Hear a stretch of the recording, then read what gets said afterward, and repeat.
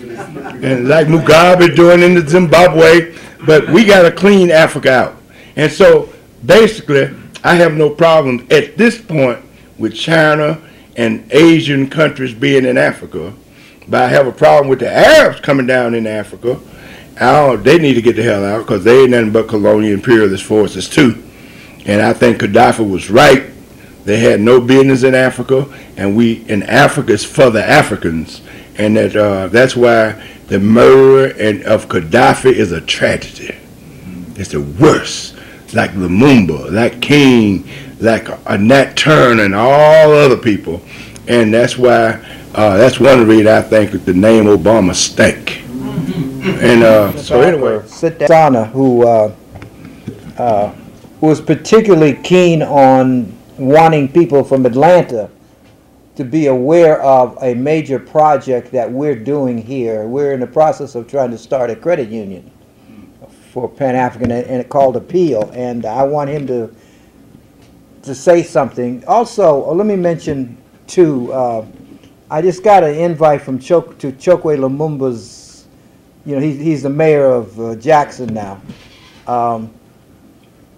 And it might be a good idea for us to think about attending his inauguration, or somebody from the Pan-African nationalist community attending that inauguration. But that's something we can talk about at some point in the future. So I'm going to change the program. We had Sister Farika also to talk about her trip that she made to Addis Ababa for Wadu. And we wanted to hear from her a little bit. We've been waiting a long time, but we try to get all these things in. And then our main guest is here, Brother Mukasa, who is well known. He didn't really remember me, but that's okay. But he did remember the new schools. So I want to start with Lassana. We didn't intend to do it this way, but we're going to start with Lassana because we got a bunch of things going on tomorrow. So I want to give him a few minutes to talk, especially from the brothers from Atlanta, because it's very, very important that what we're trying to do here. And I'll say it in a few minutes. We have something called LC-PAN, Leadership Council of Pan-African Nationalism. We've got 20 organizations, and I don't know any city in which 20 nationalist-oriented organizations can work together and have worked together and have been able to do joint projects together. One of our joint projects is a financial one, and this brother Lassana here, who has really taken on a commendable role as providing us leadership in a village context, you know, in a community context. He has the advantage, and you might want to listen to. He was the treasurer of Washington, D.C., sure. He was the treasurer of Washington, D.C. for what, about 8 years, Lassana? 7 years. Which may be of some help to Chokwe in his new role too. But it certainly is a help to us in making some real financial strides in our community. And we all recognize the fact that the lack of money, resources as is commonly called, is a major problem that we face. Resources in the hands of people who want to do Pan-African nationalist things as opposed to just things, you know. So I want him to come up and talk a little bit about, then I want to hear from our Farika brother before we go to our main speaker. And hopefully by that time, some other people. The reason why I want Lassana to come up is because I want people from Atlanta in particular to hear what he has to say. I don't know where Brother Menelik is, but I wish he would come in and sit down and listen. And we'll wait for Brother. But I know that's listening isn't that fashionable in our community, but it's important. Listening is least important. I tell everybody, ask yourself the question, do you listen as much as you talk? Very few of us can answer that question, yes, including me. But at least I'm aware of the problem. Half the problem. At least I can ask myself the question, you know. I can't honestly answer it in the affirmative, but I can ask it. So we can get to the point where we can ask ourselves the question, do we listen as much as we talk, or almost as much, or thereabouts, as Brother Kofi said.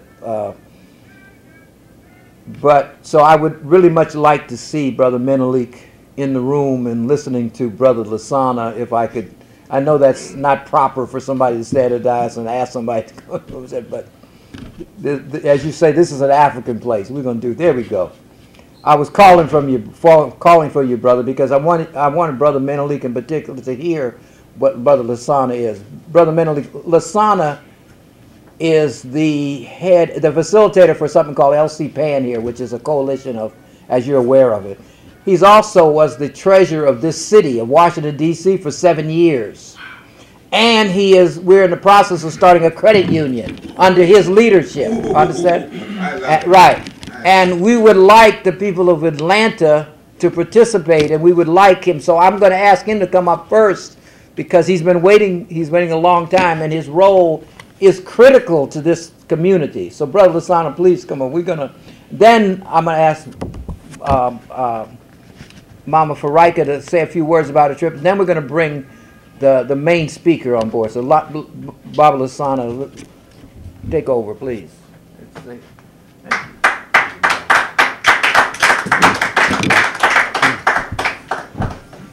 Thank you, Baba, for that warm and generous introduction. And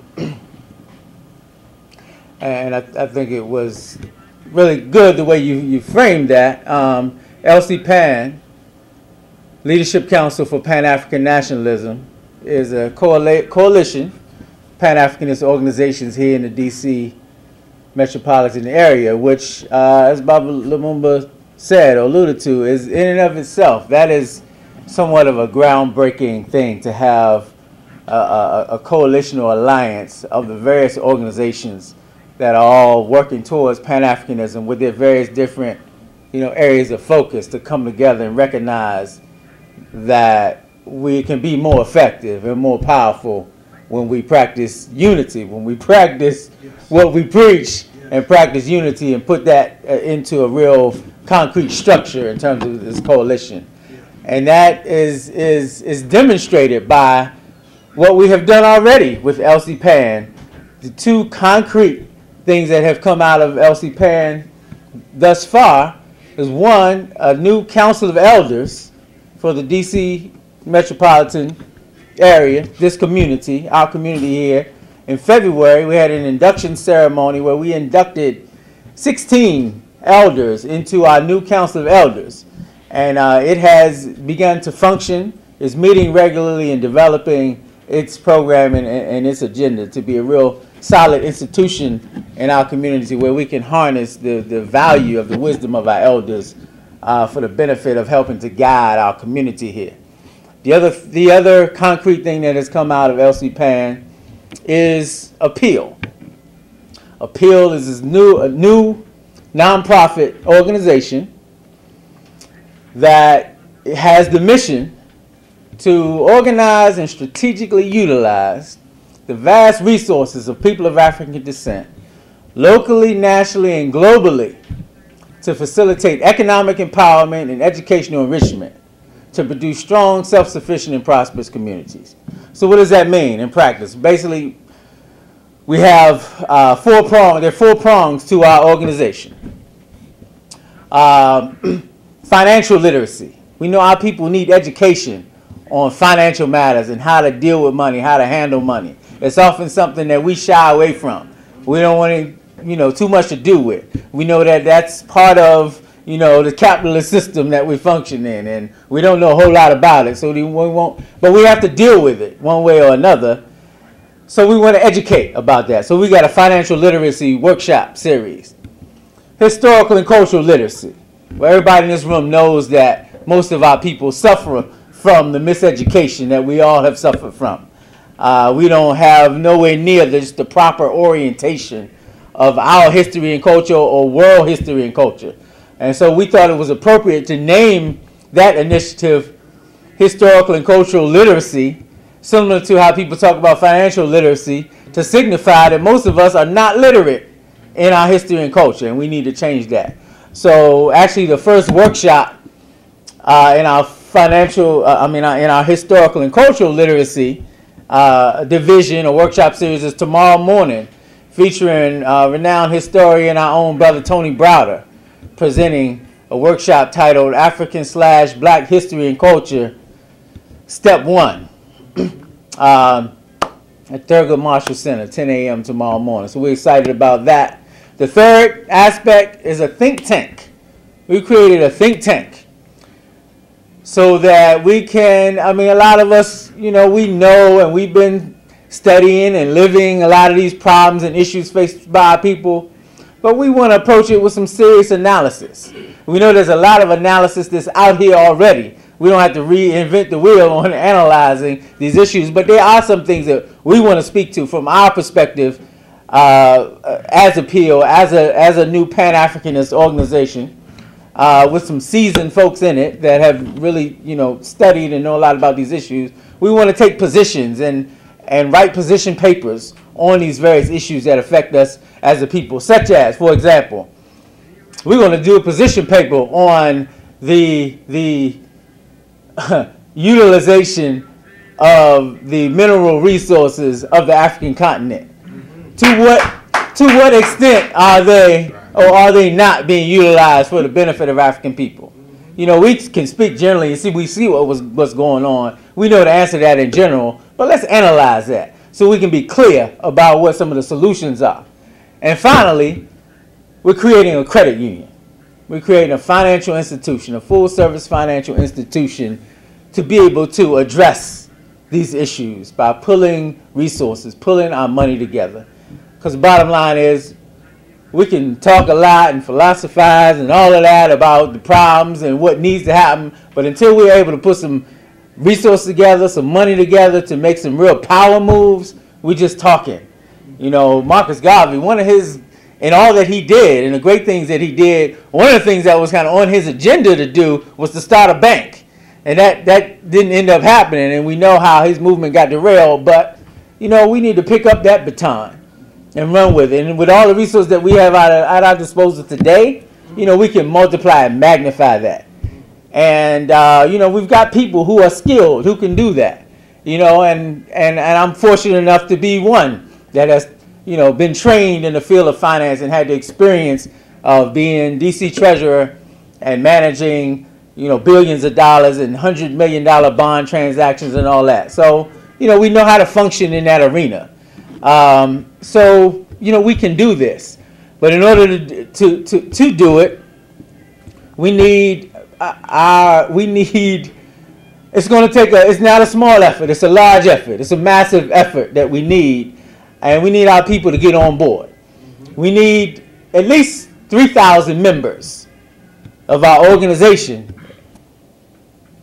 and at least $500,000 to even be in a position to start the credit union.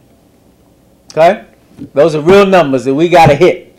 But there's no reason we shouldn't be able to hit those numbers. But it's going to take a real serious effort. But you know what? That's good. Those numbers aren't small. But if we look at the grand scheme of things, those numbers aren't large either, really. If you look at the money that's being put at play, you look at what the Chinese, the money that they're pouring into Africa to get access to the resources, the money we're talking about, so just to start this is nothing. So if we're going to really have an impact on the things that we care about, it's going to have to be a major effort and a massive effort. So this is a brand new entity, just launched in May of May of 2013, just last month, and we're off to a good start. And of course, we're based here in DC, but as I mentioned, this is a local, national, global effort, so it's not confined to DC. The credit union is going to be an online entity, so anybody, anywhere is going to be able to join and bank online through the credit union. And we need to reach our brothers and sisters that are in different locations, different cities in this country that are have concentrations of our people, and also internationally.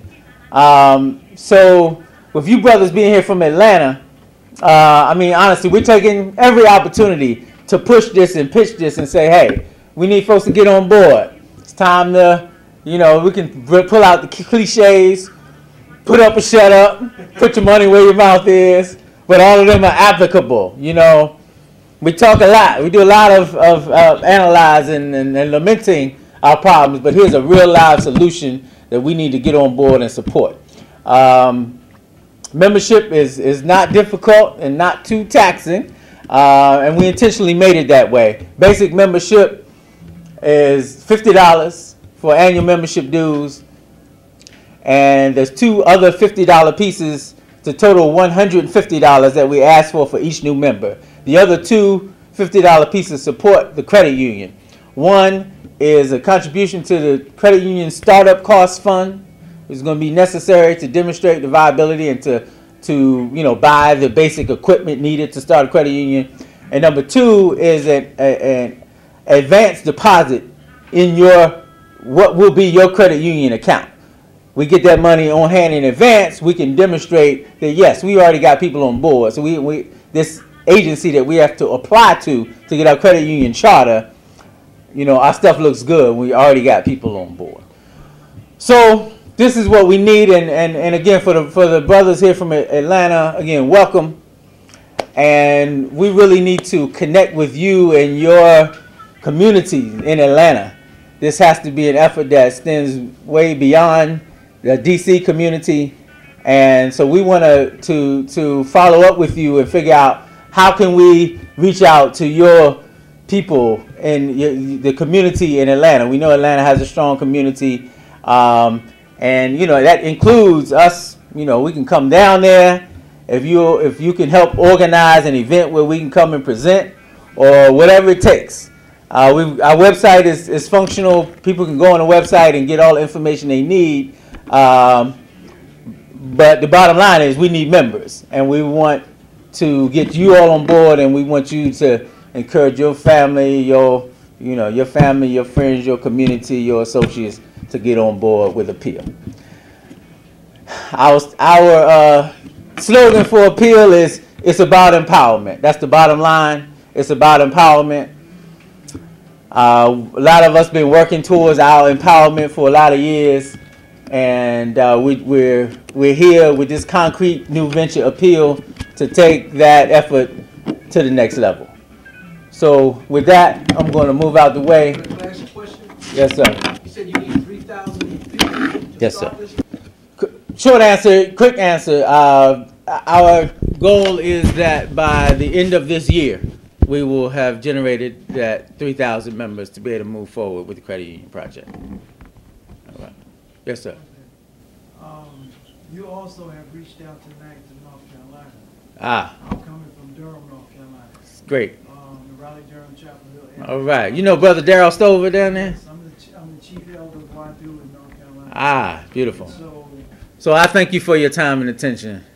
Peace and blessings.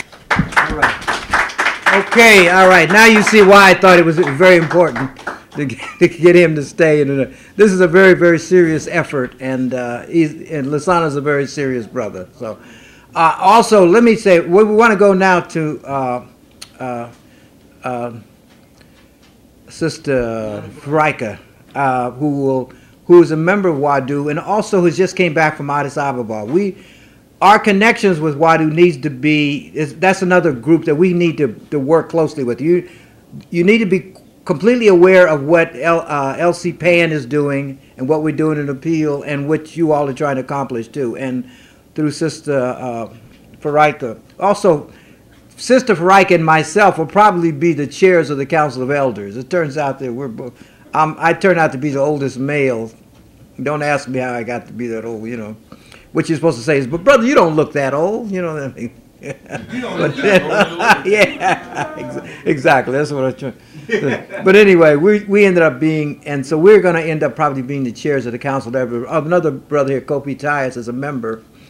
Brother Mose is a member, and you had to be 65, etc. But anyway, we want to hear from Mom Farika, who has spent time in Addis Ababa, and I know this isn't her formal, but we're going to do a more formal presentation of her but we want to hear from her because I definitely went and got her and brought her here for that purpose before we hear our main speaker. We're also hoping to get a few more people in here, brother, to listen to you. So, Mama Farika, would you please come up and tell us a little bit about what you encountered when you went to Addis Ababa and what you feeling about the effort of the AU at this point, and what you see as a sister who's been around a long time. Sister, as everybody knows her, so there's no reason we trying to explain who she is or where she comes from. That she's been in our struggle most of her life. So, Mama Farika, please.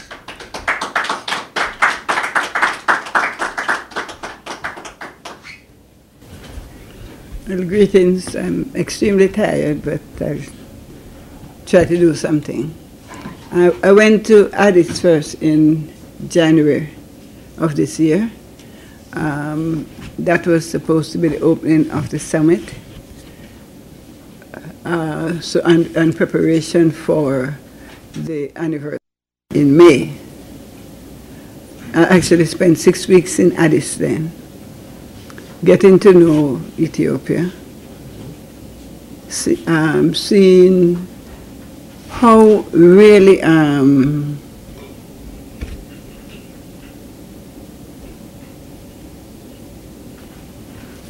what struck me was the energy of the people. You know, everywhere there was building, roads were being fixed, skyscrapers were going up. You know, it was just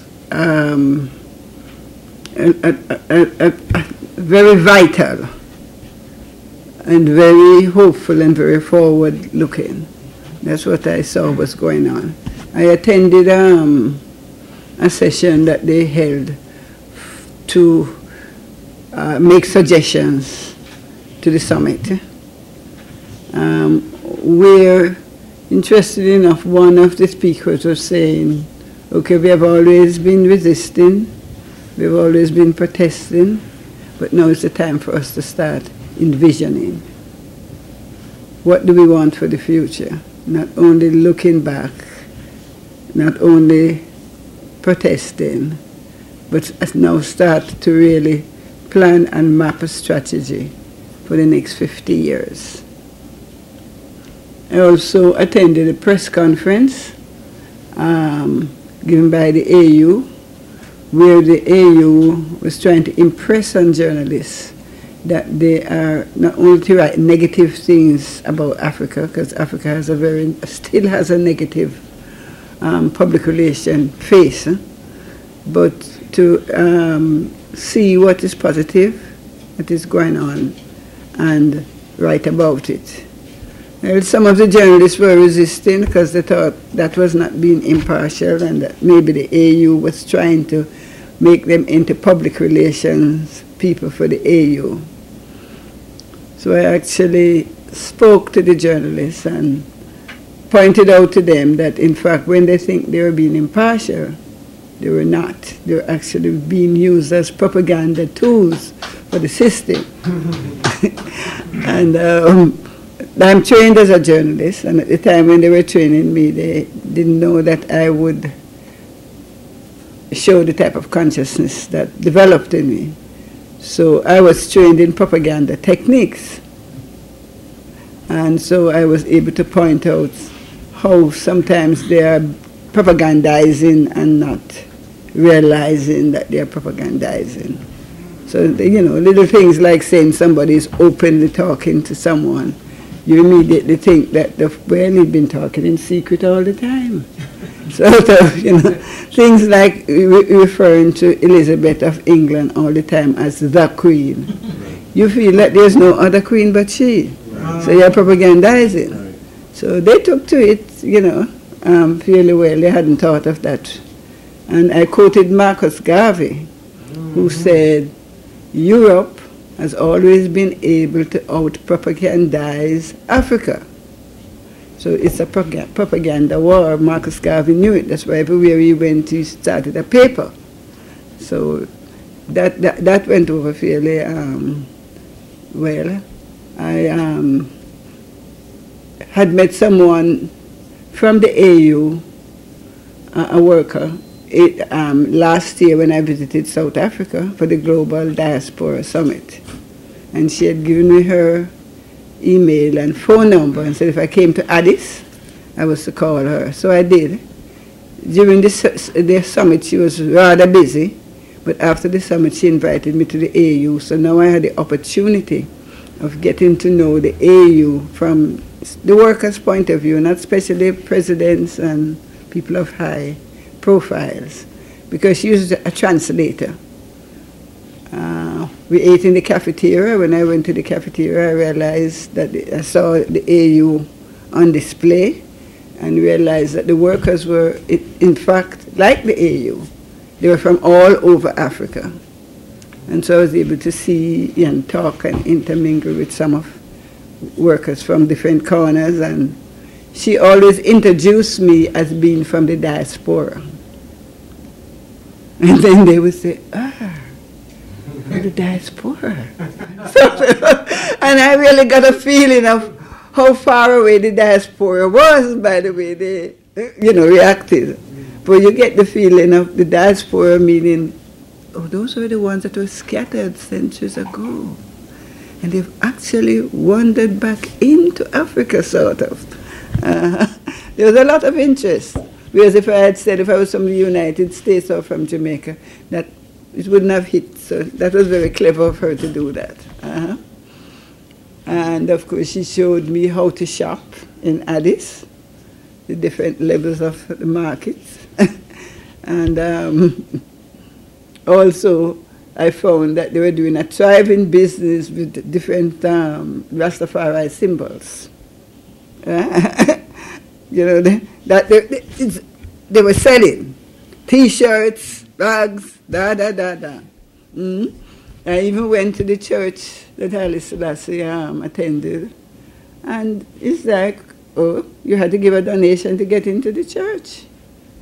And then they were conducting tours, and I was there with another sister. And they said, oh yes, and the Rastafarians, and these white people were looking at us. I said, okay, they are such good business people that anything that gives business, they're right there. I also realized that this was the first place I had gone to where they had an idea. Anybody they saw with dreadlocks, they figured they were Rastafari, and they figured they had money. Why do you think we have money? Well, Bob Marley was rich, and Haile Selassie had money, so you must have money too. And the fact that, in fact, a lot of the Rastas there have hired helpers, that makes them even more sure. So that, again, was interesting to me.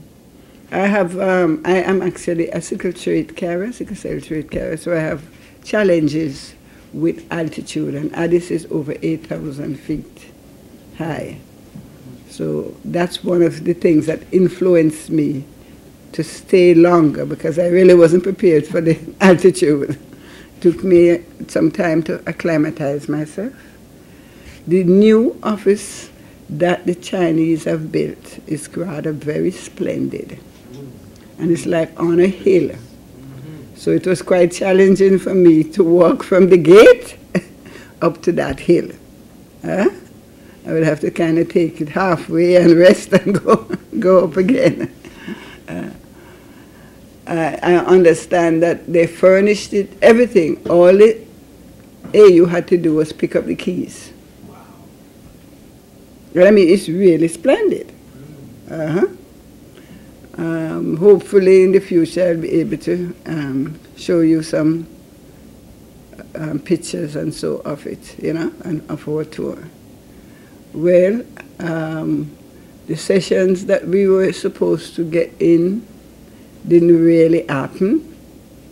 So when I came back, we prepared better this time, sent in our credentials and what.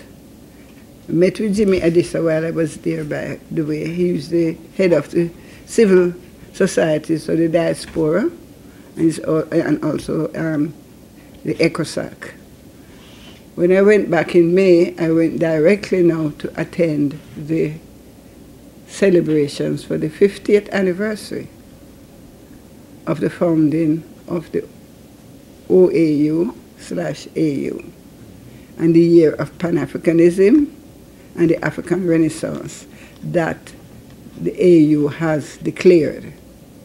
It's supposed to go from May this year to May next year. One of the things that we found a bit puzzling in the diaspora was that we couldn't get any information as to the structure of what the celebrations was going to be about. So a lot of people would have liked to have gone, but they didn't know what was going to happen. So they didn't feel confident enough from the diaspora to pick up themselves. It's expensive to go. The hotels were sending up prices sky high, and then not knowing what it is that you're going for. Well, when I arrived there, I think a few days before May 25th, that's when they released the schedule. So they were actually more concentrated on a celebration for the unification centered on Africa, and everybody else who is not on the continent would just have to fit in, aside from the officials. So unlike the Global Diaspora Summit, we didn't have a lot of people from the diaspora there at all. But unlike the Global Diaspora Summit, the presidents and high officials were very accessible, because they were accustomed to being in the AU building. So they were just strolling around. Yeah? I was talking to, for instance, a group in South Africa, and who walked up with President Zuma. Oh, can I take a picture with you all? Oh, President Zuma? Yeah. You know, I'd seen President Zuma in South Africa, but distant. But now he's just like you all around. I saw the ex-president of Ghana, John Kufuor. I didn't know who he was. He looked very familiar. And he was strolling up and down and beckoned for me to come and stroll up and down with him. And then I realized it was the ex-president. So we really got to mix and mingle. And, you know, there are 54 countries in Africa, and all 54 sent the presidents. And then there were presidents from other countries. So Addis Ababa was kind of invaded with all these officials and driving up and down with the sirens and people scrambling out of the way. You know, there's a lot of excitement going on. And the rages were blaring. As a matter of fact, Jamaica kind of took over a lot with the songs, because there was Bob Marley and Peter Tosh, you know. Africa Unite. No matter where you come from, as long as you're a black man, you're African. And Get Up, Stand Up, those were three favorites. So much so that our ex-Prime Minister Patterson, he opened his speech with no matter where you come from, as long as you're African. And Portia Simpson also quoted One Love from Bob Marley, so we're there. I didn't know that I was doing it, but because we didn't have a proper agenda, you know, I saw that there was a session going on, and I just walked to the door and they let me in, then slammed the door on the other people, and then I realized I'd walked right into a session with the heads of government, you know, and their special delegation. So I decided I was going to sit in there anyhow and listen to how they conducted themselves. Mm-hmm. And actually, I was impressed by the patience they were exercising with each other. The main topic was, how can they now start getting new taxes that would allow them to be more self-sufficient, so that they wouldn't have to rely on outside donors. Because Madam Zuma, the new chair, has stressed that the state of affairs with the AU cannot continue as it is, because most of the funding to the AU is coming from donors. And donors, whoever has give you the money, they dictate to you, so you can't be really truly independent if you're relying on outsiders to fund you. And that some of the African countries are not even paying their AU dues, much less putting in other things in there. So that is her struggle. I had been told in South Africa that when she had taken over her post there in health, that she had cleaned it up, and it seems to me as if she has come with some broom to start sweeping in the AU.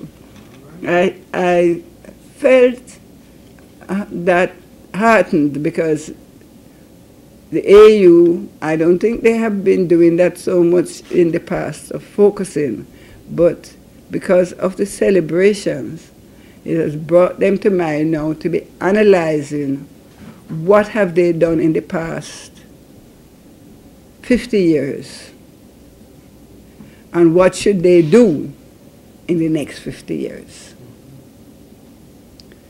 And they actually had been inviting input from civil societies and from the diaspora into this. What Jimmy Addition had envisioned and didn't quite take place, but the year is still going on, is that like on May 25th, different countries in Africa, and that happened, but also in the diaspora, would have had celebrations, would have notified them about the celebrations so that they could have made a calendar, and so that different Africans would know what different Africans were doing. So they have now produced a booklet on what was happening in different African countries. But because we are not much in touch with the AU as we should, then whatever was happening here, they have no idea. There's a communication block that is going on. Basically, I mean, I know there are other speakers, so I'm not going to take the time, but basically there's a need for greater communication between the AU and once in outside, Africans abroad, and Africans in the diaspora, whatever we want to call ourselves. The 5 legacy projects that were declared, that is the diaspora agenda that they have given us. The remittance, we had the incidents of World Bank and Western Union wanting really to keep their hands on the remittances of Africans. That, because we know that it's $50 to $60 billion is sent back to Africa that they can trace, because Africans don't all the time send money through remittances. They'll send it to their friends and families, and they can't trace that. And what got the World Bank and Western Union excited is that that's more revenue than is being given or lent by all these big corporations. And it shows the power of the people. So this is being sent by not us, they haven't counted ours and don't know how to count ours, but by the new diaspora who have direct family that they're sending to school, that they're buying clothes for, I know that because they do the same thing in Jamaica. At one time, our revenue was higher than the revenue of the island. So they always want to get that money. And by wanting to get that money, then the diasporans can actually demand certain things from the AU. And we, in the first diaspora, our collective power, I think, needs to be shown more in that respect. You know, because people do things individually, different groups, but it's not a collective, and we are not in touch with the AU through their offices enough. I think I'll end there. Okay. All righty.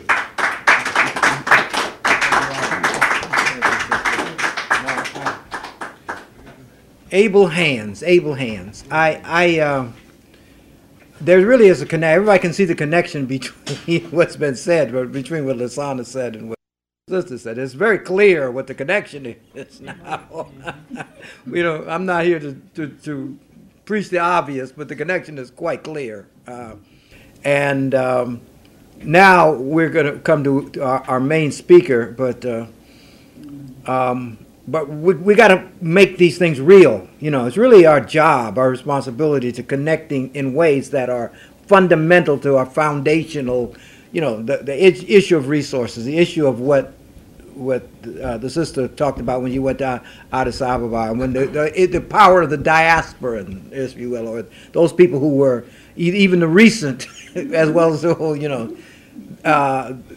marshaling them resources, funneling them resources, directing and focusing those resources, all of which become our responsibility. Now we're going to go back a little bit to our main speaker. This brother, he's a legend. I'm old enough I remember those days, so I guess we're probably close to the same age. I'll be 70 soon, and I remember when I first went to Howard, Stokely, as I would call it at the time, him and I used to argue a lot. We were both in philosophy, and at that time he was a committed kind of integrationist. Back in 1962 and 1963, he hadn't really come into his Pan-Africanism. I remember, if we remember, in '65 when Sncc kicked all the white folks out of Sncc. Very few people. That's part of the history that should be remembered.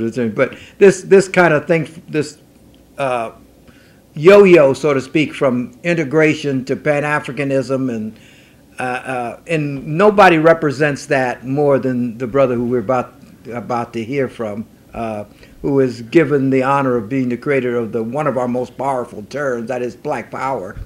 And we all kind of remember the day when that word came into our lives. I mean, I don't know, Imamu, people my age remember, remember when suddenly the two words were put together and it created a powerful force. And whoa, we didn't even know it was possible at some point to use those two words in conjunction with one another, so to speak. And so the brother who he was given credit for giving us that connection is here.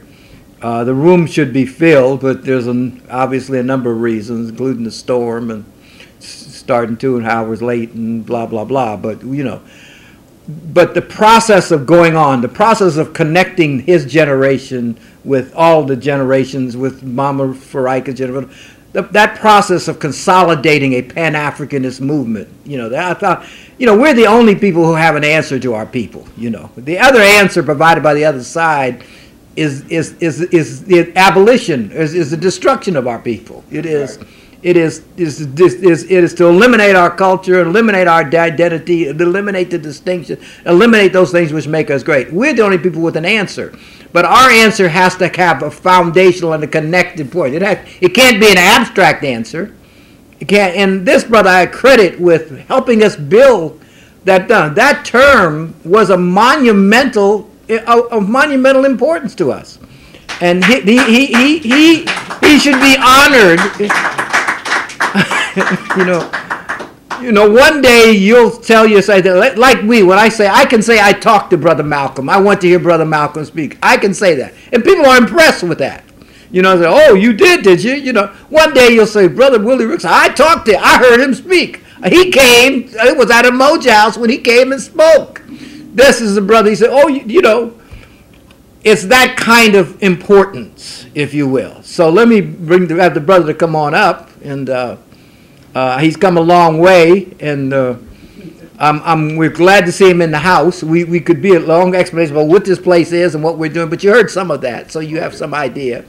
And so please, brother, come this way, please. He's known for being a fiery speaker, so we're going to hear from the brother right now. Brother Mukasa. Ras Mukasa. The reason he called me Ras Mukasa, I was in Jamaica a couple of weeks ago, and I was hanging out with the Rastafarians. So in about a week, I was so happy to be with them and learned so much from them and enjoyed them so much, I called myself Ras. My old engineering friend, I showed my, back in 82, I think, 83, 84, 83. She told me she was the engineer. No, she told me she worked in the engineering office. I said, "Oh, what are you, the secretary?" That was my mayor showing me. I was thinking that a woman supposed to be the secretary in the office, not the engineer. But she's an old engineer and good, and hang out with Knox, Todd, and a good sister. Well, it's good to be here, and I basically agree with everybody in here, and agree with your philosophy, agree with Pan-Africanism. The Pan-Africanism I know was what was defined by Sekou Touré and Kwame Nkrumah, the unity of Africa under all Africans and under socialism, that Africa couldn't be united without socialism, and that it's the economic system where everybody would get full benefits from Africa. And I agree with that. Yeah. And I came out of SNCC, came through the sit-in movement, which this government permitted terrorism on us during that time, bombing, shooting of different people and church bombings and all that kind of stuff. And then we took a position to try to vote and vote all the evil folks out of office. And we ran into terrorism again, and they assassinated the people, burnt down churches, beat people, lots of people, and personalities you hear, Fannie Lou Hamer, what have you, but many others. But during that time, and right at that time, the young people got organized, the youth got organized with the help of Dr. King and Ella Baker, and formed an organization called SNCC, Student Nonviolent Coordinating Committee. It started out desegregation, what we called integration, and then, public accommodations, going in the front doors, sit-in movements, and all that. But basically fighting for the dignity of our people and saying we weren't going to be pushed around by white people, basically what it was saying, however you want to put it. And we challenged them and we confronted them, and we, at some point, we used nonviolence as a tactic. SNCC saw it as a tactic. Martin knows King saw it as a philosophy, a way of life. We didn't go for that. And SNCC people always ready to kick some butt if they had to. But we did try nonviolent and work it as a part of the movement. And I think the nonviolent people were some brave, brave, brave, courageous people. Weren't afraid of nothing. Dogs, bombs, guns, or whatever. They confronted the enemy, and they did a very powerful job. But inside of SNCC, we had great personalities, and some of the personalities you know and some you don't know. But, you know Rap Stokely, and Fannie Lou Hamer. But the number one personality in SNCC, and to me, the brain, the organizing force, the one that encouraged every soldier, guided everybody, directed everybody, encouraged everybody, and took the front way, not Ella Baker, but she was a great one, a good one, but Jim Foreman. To me, Jim Foreman was the leader of the entire movement, civil rights, black power movement. And Foreman knew how to create soldiers. He wasn't just somebody out there in the front trying to be the leader, but he brought leadership out of all kinds of people. We had a whole group of people, probably the most uneducated people that come to SNCC. That was the group that came from Howard University. And then we had a bunch of cotton picking people, field folks and street folks that came to SNCC. they had a whole nother personality, and they were probably the smartest one. And that Foreman knew how to put the college folks with the cotton picking folks, with the street folks and the lumping folks, put them together and make sure all of them maintained respect and had respect and were able to go out and do good for the community and be able to have a personality and be able to work for the people. And Foreman was able to bring that out in different people. I know he certainly helped bring it out and brought a lot out in me. And give us courage to stand up to white folks and bombs, guns, anything. And for many of us, if Foreman tells us to go out there and die, we're going out there to die. You know? And he was a good, strong brother, Jim Foreman. And we should definitely recognize people like Foreman. And he was not selfish at all. But then Sncc, voters' rights, and we went through that. We faced bombs and all forms of terrorism. In Mississippi, they burned down, I think, 75 churches in one summer. They assassinated people like Damon, Miss Hamer beat half to death, Cheney, Swan, and Goodman lynched, Meg Evans murdered. All this, the Democratic Party was throwing bombs and assassinating our people. And that, so we went through that one.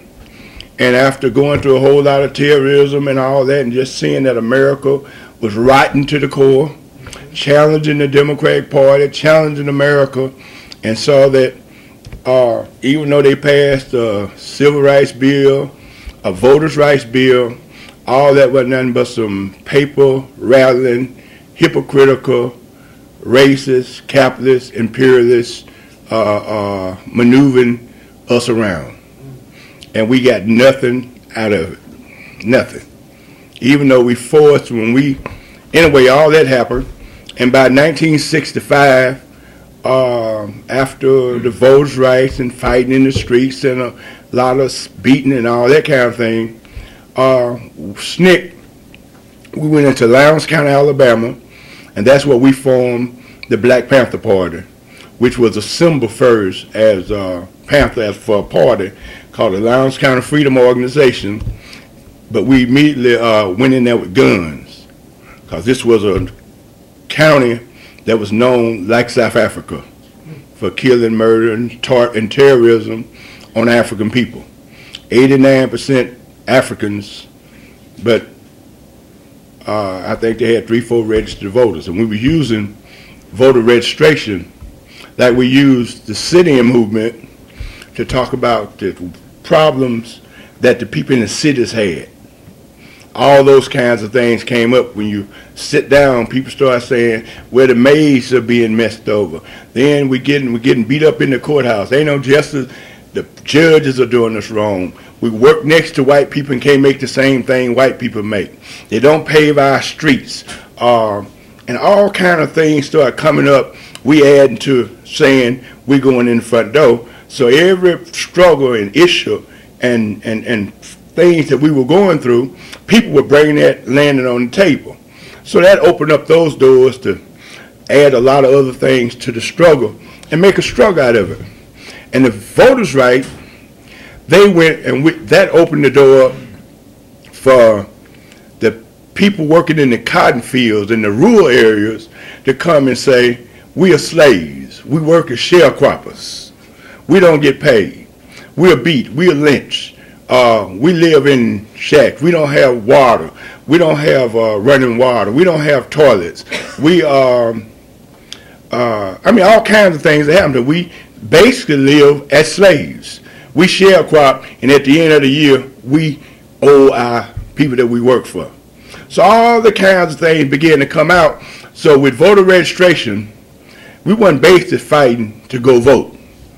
We were using that as a way to agitate and to bring our struggle forward.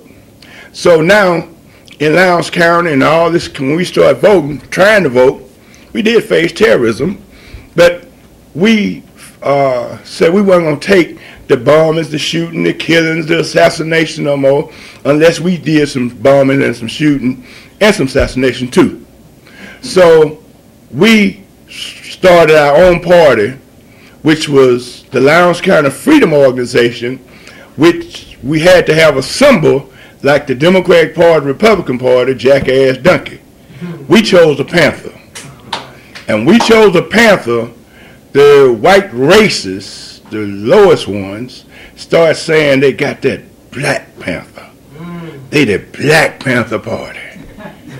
And that Black Panther Party made it sound so nasty and vicious, and it sounded good to us. We said, yeah, we the Black Panther Party. And we was a Black Panther Party that openly held up our rifles and said we got guns, and we the Black Panthers with guns in Lowndes County, Alabama.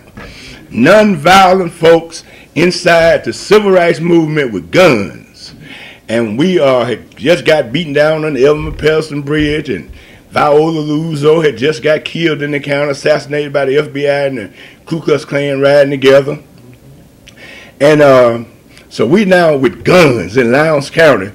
And we confronted, we went to register people to vote, and we faced violence. And whenever they jumped behind us and started shooting at our cars, we wouldn't, I mean, we would speed, but we'd be shooting back out the window and all that kind of thing. People come to our house and start shooting, and we would gladly run to the doors in the side of the house and start filling their cars up with bullets and stuff like that. We had a little brother out here named, that lived up here, that was in Lowndes County named Ralph Featherstone. Y'all heard of him? Yes. Featherstone was bombed right out there in Bel Air, Maryland. Him and Shea Payne. They bombed Featherstone and put a bomb in the car, and I think about a little piece of his jaw was left. I think it was his jaw or Shea's jaw. But that's all they could find at the body. The bomb was so powerful. And matter of fact, Featherstone and myself was in Cuba hanging out with the revolutionaries in Cuba back in '68. And he died in '69. But now you have groups with guns, and then SNCC have this image.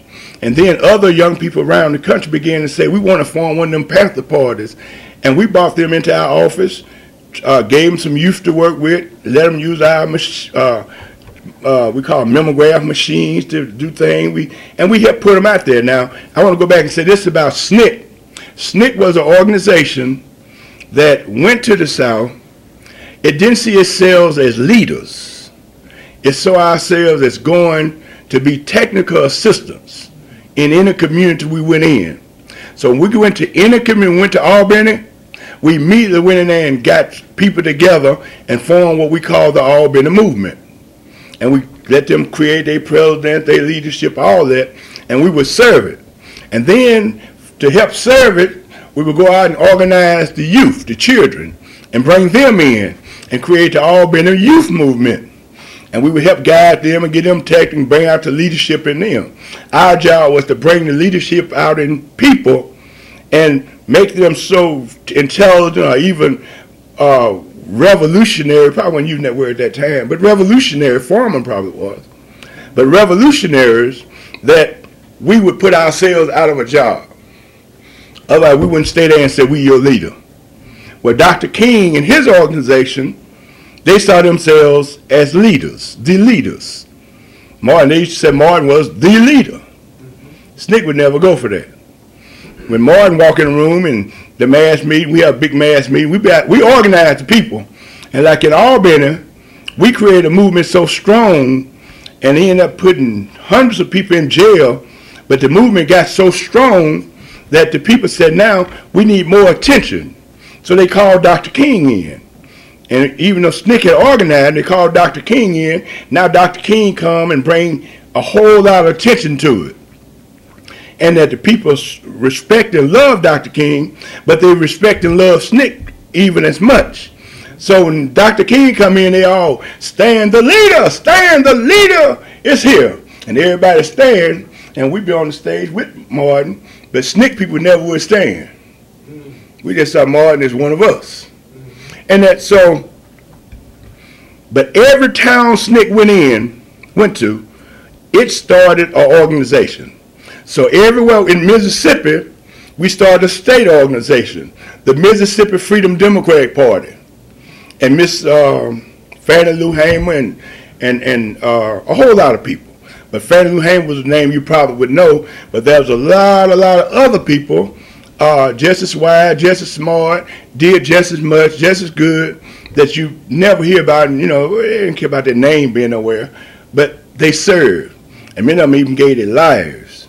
So now you got a state organization in Mississippi that challenged the state of Mississippi and kicked its butt to the point that they went all the way to the Atlanta Democratic Convention and kicked President Johnson's butt, and then told the Democratic Party to go to hell and walked out on them.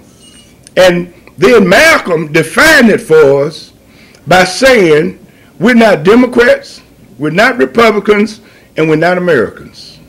So now this attitude is there. Now in Lowndes County, we got guns, and we became known as the Black Panther Party. Shortly after that, and we had many battles down there. We got beaten on bridges. They attacked us in Montgomery. I want to make one other point. In Selma, Sncc, now Martin helped organize us, Ella Baker, Martin probably paid to be on, in Greensboro, North Carolina, and Martin wanted Sncc, wanted the students to be a youth movement for his organization. But Ella Baker derailed Martin King. She pulled us and stood in front of all of us, including Martin, and told the young people, you don't want to be under these preachers. You want your own personality, or autonomy, as she said. And we started our own organization, the Student Nonviolent Coordinating Committee. And this organization formed organizations throughout the South with leadership and with a youth movement. And we used the youth as the shock troops. Lowndes County, we got guns. We had battles. When people tried to register to vote, they put people off the plantations and tried to run them away. But we organized and bought tents, and we bought some land, and we put people on that land and let them live in tents. And that the police and the sheriff was so brutal that these crackers, y'all still use that right here, don't you? These crackers would come out there and shoot in the tents. So we've set up defense and made and put some scientific things together that anybody coming that way and driving down the street, don't come at a high rate of speed and blink your lights, I think, 4, 2, 3, and 1. And we know that that's some of us. But when we see a light coming down there with bright lights, we cock our guns because we know what it is. And a couple of times they come down and they start shooting, we shoot back. And one time they came down and shooting, 2 white people were shot, killed, and another one was wounded, and all 3 of them were sheriffs. And the next day, all the police come and the state troopers and all of them came. FBI's run down there, and they said, who shoot? Who had the guns? And we brought out about 500-600 people holding up guns, said we had the guns. Who did the shooting? We did the shooting. But we set a tone. And from that, shortly after that, we were able to help organize a group that was marching, and their little children was marching, singing love songs to white people and happy songs and ain't scared of nobody and I want my freedom. But these people throwing bricks at them and threatening them with guns and beating them up. And a group they organized themselves, but Sncc encouraged them and did what we could to help them in Bogalusa, Louisiana. And they were known as the Deacons for Defense. Y'all heard of Deacons? Yeah, I helped organize them, and we had guns, and then we would march and let the children march, just like they had been doing, eating their apples and singing love songs. And the same crackers, same Ku Klux Klan would march too, and standing on the side of the street, but the Deacons for Defense would march on the other side of the street with their guns and just marching just like soldiers. And they marched right there watching the children, and those crackers, those Ku Klux Klan was scared. They wouldn't touch those children when the brothers stood like that. So now you got Deacons for Defense. And now you got the Black Panther Party with that people are seeing with guns in Alabama. And shortly after that, James Meredith, y'all remember Meredith, who integrated the University of Mississippi, they passed this voters' rights bill, and all the terrorism that been going on, the murder of Mr. Damon, civil rights, Medgar Evans, Charlie Mack Parker, Herbert Lee, and many other people were murdered and tortured, assassinated, terrorism. So Meredith said, I'm going to walk through Mississippi holding up a sign. He did it. We didn't even know he was doing it. But he walked through Mississippi, going to walk from Memphis, started in Memphis, and walked through Mississippi saying, have no fear. Don't be afraid to vote. March against fear. And when he stepped out of Memphis on the border, he was shot by a white man in the back.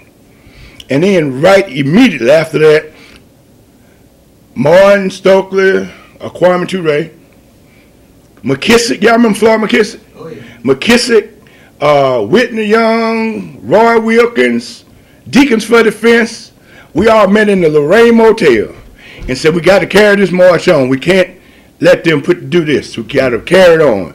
And they said it's important to carry on. And everybody agreed to it. And then Kwame Ture Stokely say, Mississippi is a place we organized. Remember, Martin, you said it was too dangerous for us to go into Mississippi. We organized it, and Mississippi is SNCC territory, and that if a white man put his hands on us in Mississippi on this march, we fighting back. And Whitney Young said, I don't want no part of it. Roy Wilkins said he didn't want no part of it. And another term left, and Martin said he would stay. And we started off the first day a state troop put his hands on Stokely. And Stokely hit him. And Martin jumped in between both of them and tried to break it up and whatever. But we set the tone.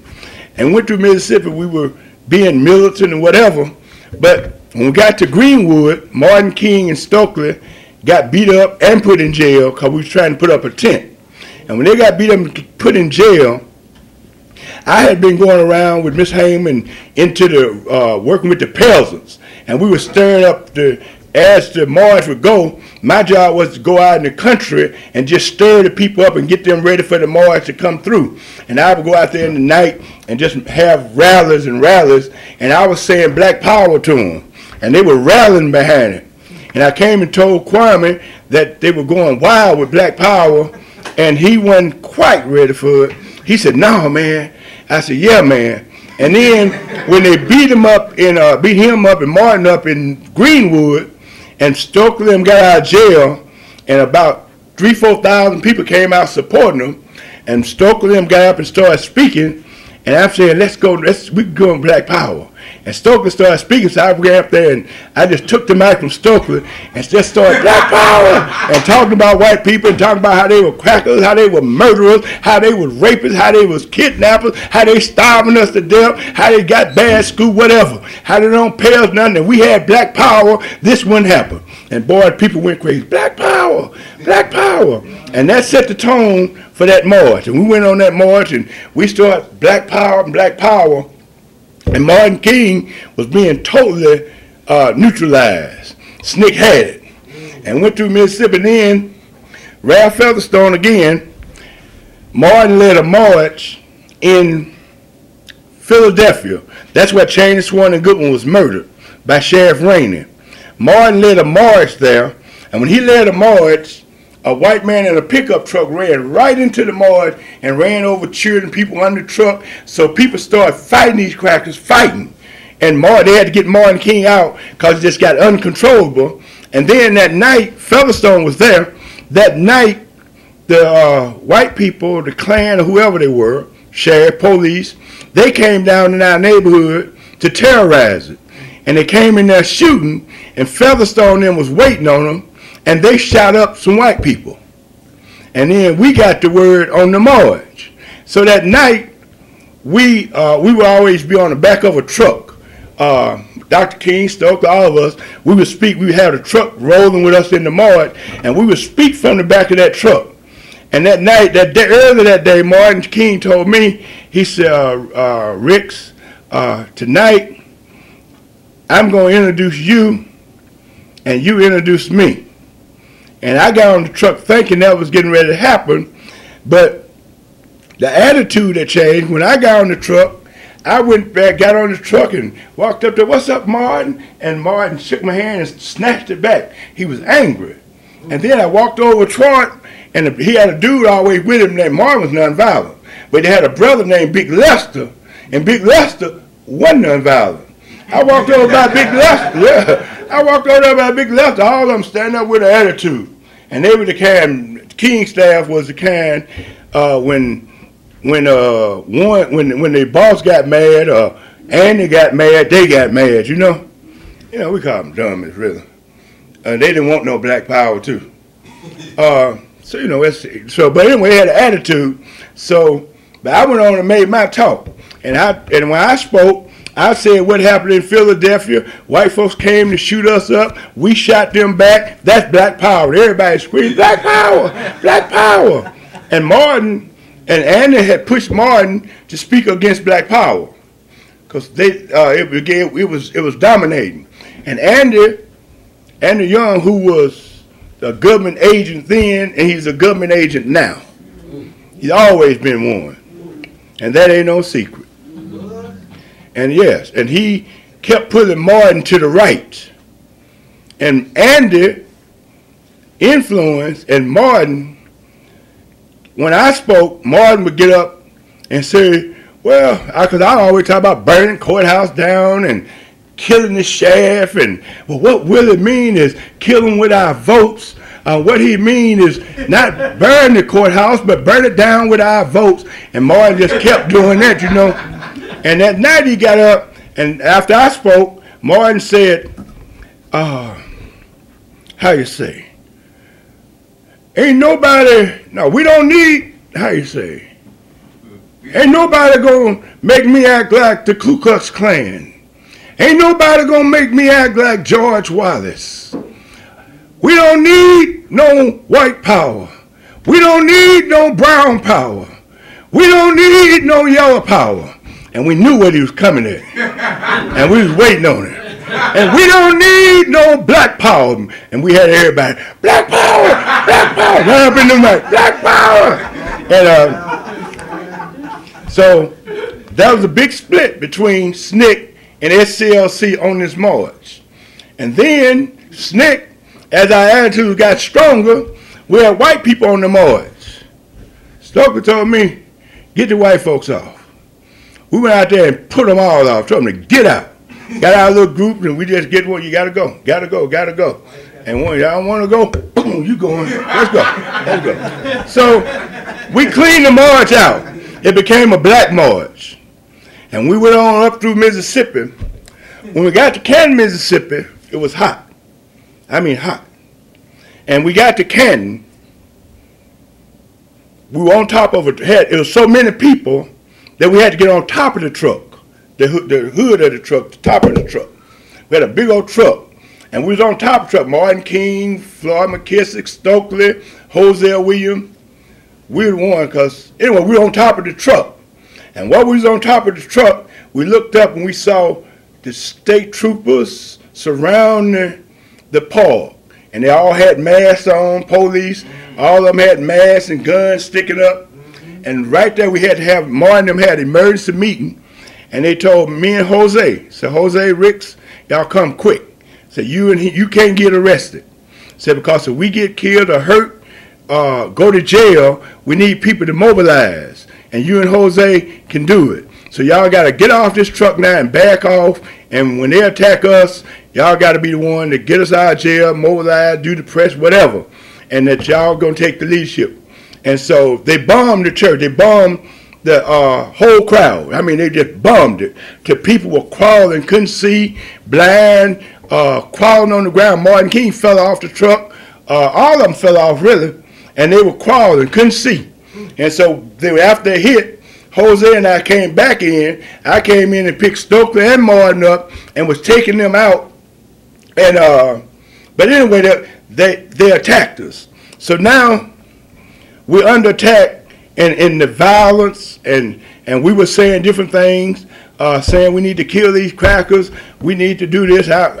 When you look at Eyes on the Prize, I don't forget what I was saying about some cracker, but I was saying something. And saying that we need to fight, we need to get guns, whatever we were saying. And I forgot what happened, but Stoker, one thing he just kept saying, get off Martin, don't get on him. He really trying. Because we had built Martin up. And then the march come to an end. But when the march came to an end, the day that we had the big march, everybody come from around the country, Martin King and Hosea secretly called white people and put the word out for white people to come. So they showed up 1,000 white people. And then they gave them, they brought in a big band trying to drown Black Power out. Do, do, do, do. Every time we said Black Power, they had a band play. Do, do, do. So they were trying to fight Black Power. And then they brought in the folks, and Jose them or the SCLC had all these white people, and then gave them all American flags. So they brought all American flags, marching to the Capitol on the last day of the march. Ooh. And Stoker said, no, get the flags. So I went to the white folks, went to the white folk, get the flag up, taking the flag, and white folks, it's my flag, I don't want to get it up. Boom, give the flag. So we got the flags, and then we put them in a ditch and threw gas on them and burned them, and then the crackers come accusing me of desecrating the flag.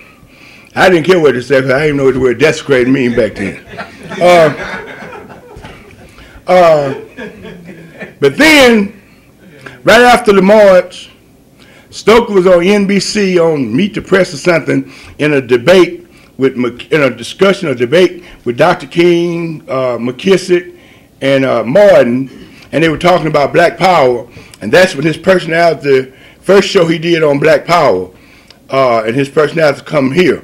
And then after that, everybody's saying, what is this Black Power? What does it mean? All this kind of stuff. And then the people in Detroit, the rebellion, and it's fighting in the streets, burning down Detroit, shooting back, and the crowd was Black Power. And immediately Martin spoke out against it because they were burning the cities. And Stoker and I arrested Martin and said, look, they got you on the news criticizing black people and white people pausing you. And Martin backed off of that. And then all the cities in the country started burning. And all the civil rights people started not standing up and even speaking out against black people for shooting back, for throwing firebombs, for burning the cities. But Sncc was saying, burn them, you're doing right. They need to burn. And we joined them to help burn. We was out there throwing firebombs and shooting whenever we got our chance and encouraging folks to come out and burn or wherever we could get it started. We went and helped people start burning. And then Sncc's personality got so strong, sometime if the word just got out that Stokely Carmichael would be in a town, black people come out and start burning anyhow. And then after Stokely, Rap Brown, they hear about Rap Brown coming, the rumor get out, and riots start. Police come out with guns, and they started, kids get happy and come out, and they start burning. And then Martin King's nonviolent marches, they stopped working. Because everywhere we started marching, somebody would have a brick. Like, I used to have a brick in my hand all the time, and I knew all I had to do is hit one crack in the face, and all of them going to fight. Said everybody would have to fight. So we'd throw a brick, and the whole rebellion started. And then people spread out and started burning the cities down and all that. And Sncc thought that was good and great. And we became the spokesman, It was spontaneous, but we found ourselves speaking up for them. They have a right and explaining why they were burning. And we were proud they were saying Black Power and all that. And so the civil rights people speaking out against it, scared of it. But we stayed with it. And then the personality of Rap Brown got very strong, and they came at him really hard. And Rap was the kind of brother, not only he talked about it, but he wanted to come out there with us and help burn, help throw bricks, or help burn the cities down. And that I would travel with Rap, and Rap do the talking, and I do the field work. But then Rap wanted to come out in the field. His problem was he was 6'7". So everybody could see him. And when the first day he went out, I wasn't with him. I didn't do the field work. He went out in Cambridge And the first day that we went together in terms of doing the work, he got shot in the head. And then in Atlanta, he got put in jail again. We were rebelling on one side of town in Atlanta. One night we was out there and we rounding the people up and people burning stores and what have you. And the mayor and Martin King's, Andrew Young, them out there trying to stop us and whatever. And Sncc was out there instigating, saying, you know, fight, throw bricks, burn it. We instigating it and participating. And SCLC, they were out there standing with the mayor, standing with the police, and they were pointing Sncc people out. That one over there, that one over there, and we getting put in jail. And they organized SCLC. What's his name? It'll come to him. But he was proud. He worked for Hosea. He proudly stood on television, on a television show in a Black History Week one day and said, I organized the Ride Stoppers. And the Ride Stopper was a group of SCLC people pointing Sncc people out to the police. So they went for Black Power. And now the cities are burning. Right in 66, right before then, we had a worker named Sammy Young Jr. He'd been in the Navy. He was a Sncc organizer in Tuskegee, Alabama. He went to, a bus station, bathroom, that said white only. When he came out the bathroom, a white man shot him in the head with a shotgun. So that next day, Sncc held a press conference and said that we can go to the Navy, go to the Army, fight for America, come back and can't piss in a toilet a white man piss at. We don't need to be in the Army. And we opposed the war in Vietnam. And we immediately called for mass demonstrations against the war. Sncc people went down there and attacked the draft board. And about 7 or 8 of them got in fights down there with the generals and stuff and got federal charges, spent 5 years in prison for it. But we went down there and we started fighting against the draft, and we put thousands and thousands of people in the streets, and white groups, white left groups, all of that. Put them in the streets to fight against the war in Vietnam. The main way the African people, we made our contribution. We were burning the cities down, and they had to bring the troops out of Vietnam. I know they landed 82nd in Detroit. Bring the troops out of Detroit and out of Vietnam and fight us. In Tuskegee, they bought National Guards. In many places, they bought troops and tanks to face African people, us, in the streets of this country. In D.C., we were burning it down. And that was a good thing. And then the city's on fire. We're against the war in Vietnam, speaking out against it, making it clear. And we made America. We helped America lose the war in Vietnam. And not only that, Stokely Kwame Ture went to Ho Chi Minh, said, give me guns. I'm ready to help fight. I'm not going to fight in America. I'll fight right here. These are imperialist troops. Ho Chi Minh said, no, Stokely. Kwame Stokely at that time, your fight is in Africa. And he pointed Stokely toward Africa. And shortly after that, Stokely went to Guinea with Kwame Nkrumah and Sekou Touré. And when he went to Guinea, he now come and started talking about ideology, started talking about more about Pan-African Black Power, educated it to Pan-Africanism. You can only have Black Power when you have land, when you have your own government, have your own country, have your own nation, have your own army. He moved to Pan-Africanism. And when he moved to Pan-Africanism and started talking about Africa, he moved to socialism also. And also I want to say that even from the beginning, Cuba was always an influence on our movement. Castro was always a friend of the civil rights movement, always in all the movements. Fidel Castro and the people of Cuba. Cuban Revolution was our example, no doubt about it. Secondly, now we're looking at Africa. And when we looked at Africa, we saw where Kwame Nkrumah, Sekou Touré had become independence. We saw the history of Patrice Lumumba how he had been murdered, and now we see the criminal behavior, not just the sheriff in Alabama, but of the FBI, CIA, United Nations, and America, and its big companies and its imperialist forces, how they murdered Lumumba in the Congo. And then when we looked at that, we now introduced to the word colonialism. We see South Africa. We see Angola, Mozambique, Zimbabwe, Guinea-Bissau. And black power now, they talking about black power. And now we switched our movement and linked our movement with the liberation movements in Africa. And we began to, in 1965, Foreman and SNCC people, even John Lewis was with us, went to the United Nations and went to the South African embassy, kicked the door open in there and rushed them and went in there and beat the hell out of the ambassador, his secretary, and all the crackers that was in the South African office. And we started talking about Sobukwe and all the people in South Africa and what that was. And we linked our movement. I went to prison right in New York, and I also went to jail. When Africa got out of jail in New York, came down here and went to the embassy here and did the same thing. We got put in jail right here in D.C. But we now linked into Africa. And now we not only burning the cities, talking about black power, now we're talking about the struggle in Angola, Mozambique, and all of Africa.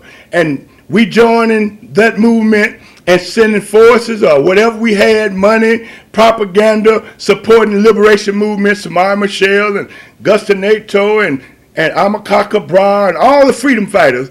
And now we see our fight is part of Africa's fight. And then we began to get the philosophy of Malcolm began to guide us. And then the philosophy of Kwame Nkrumah and Sekou Touré, that began to guide us. Of course, now the philosophy of socialism, the philosophy of Cuba, and now Mao Zedong, Little Red Book. All that began to guide, and we began to talk about revolution, see revolution. Now we're socialists, we're Pan-Africanists, and we're seeing the importance of Africa, and we linked all of that together, and now we see that we could never get our rights from America. Our fight is for Africa, and if we liberate Africa and unite Africa, we'll be able to solve our problems and anybody else's problem in the world we want to solve. Just like Mao in China, when they whooped the imperialists, when they ran the white man out, the Europeans out, the imperialists out of China, now China can do what it want to do, have its own economics, have its own money, and ain't got to ask America, France, Britain, or nobody else for no welfare or no food stamps, or no education or no medicine. And that's the attitude we must have. From fighting for a hamburger, fighting for right to vote, fighting against sharecropping, lead us to see that our fight is for Africa, because if we take Africa, we can solve every problem that we have in Africa, and the economics of Africa can solve every problem of African people wherever they are in the world. Matter of fact, we had the attitude of Mansa Musa. Mansa Musa traveled across Africa, and everywhere he go, he would leave so much gold that it would mess up the economy of the countries he passed through. Africa is rich enough that we could put, wherever African people are, we could put so much gold, so much diamond, so much coltan, so much oil, so much economic, so much respect from our strong army, that we would be the most respectful and the most powerful people in the world. That's right. And I say that to say that Muammar Gaddafi was right. Zimbabwe's president, Robert Mugabe, is right. Until we get every economy, every country in Africa in the hands of African people and get rid of the European influence in any form or fashion, or any other foreign influence, including Arabs, or any foreign influence that we don't want, until we powerful enough to kick it out, we'll forever be slaves. But until we defend Africa, stand up for Africa, ain't nobody in the world gonna respect us. And I'm saying that to say that the only way to liberation is revolution. Nkrumah said they don't give you freedom on demand or pass it to you on a gold platter. freedom come and liberation come from revolution. Freedom and liberation come from the barrel of organization and from the barrel of a gun. If we're going to be soldiers, we need to be African soldiers, armed with Pan-Africanism and armed with the African ideology. That's right. And that's the basis of our economics. And we need to honor our women. We need to put our women in the forefront. We need to admit that our women are stronger than men. Because I had the attitude that they're supposed to be the secretary. She straightened me out. I'll never forget that laugh she did at me. It was a sweet laugh, though. But she laughed, said, "No, Mukasa, I'm an engineer." I remember that forever. You remember? And I remember it forever. But our women must be trained to be the most technical, to be soldiers. Our children must be trained.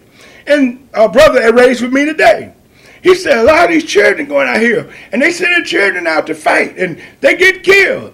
I said, that's right. He said, maybe that shouldn't happen. Maybe the children shouldn't go out there. I said, shoot, that was my main tactic in the 60s. Put the children out there, send them to the front line. Let them face the dogs, the bomb. Let them go out there and throw bricks and firebombs. Some of them get killed. So what? They soldiers.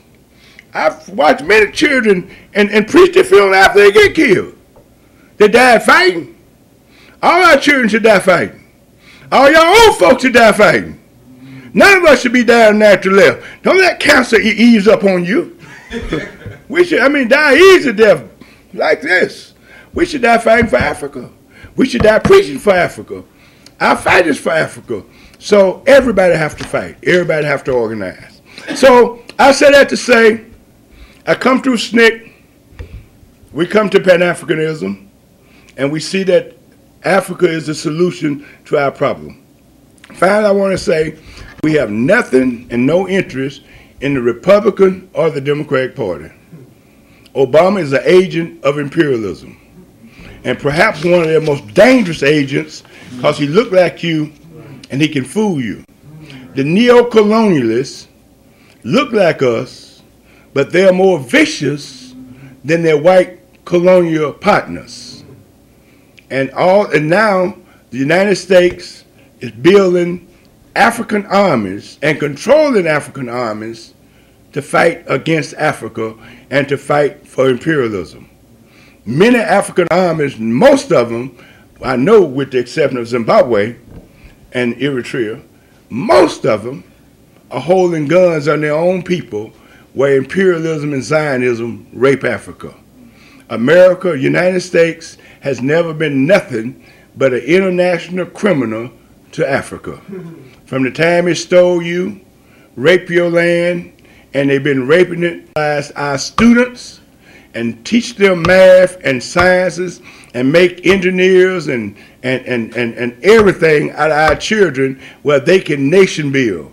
And I proudly say my son is in Cuba with Fidel Castro, and he's being trained to be a doctor and to go and render service to people without having a money attitude, but render a service to people. And that door is open, and any of you who have grandchildren, children, or know people, we should have those children in Cuba, because not only do they become engineers or doctors in Cuba, but they also become revolutionaries. Castro rebuilt them from the bottom up. And so he's down there with revolutionary children from all over the world. And I'm very happy about it. And then I want to say again, Fidel Castro is one of the greatest men ever lived on the face of the earth. Kim Il-sung, or Kim Jong, is one of the greatest young men on the face of the earth. Gaddafi, Nkrumah, Sekou Touré, Mao Zedong, and all the forces that have stood up against imperialism for their land. We're proud of them, we thank them, and now we have to continue to do the same thing. So I come here to say, let's take to the streets, take to the alleys, take to the fields, and let's burn imperialism down, and let's build socialism, let's build Pan-Africanism, and let us unite Africa. Black power, Africa must be free. Thank you, Africans.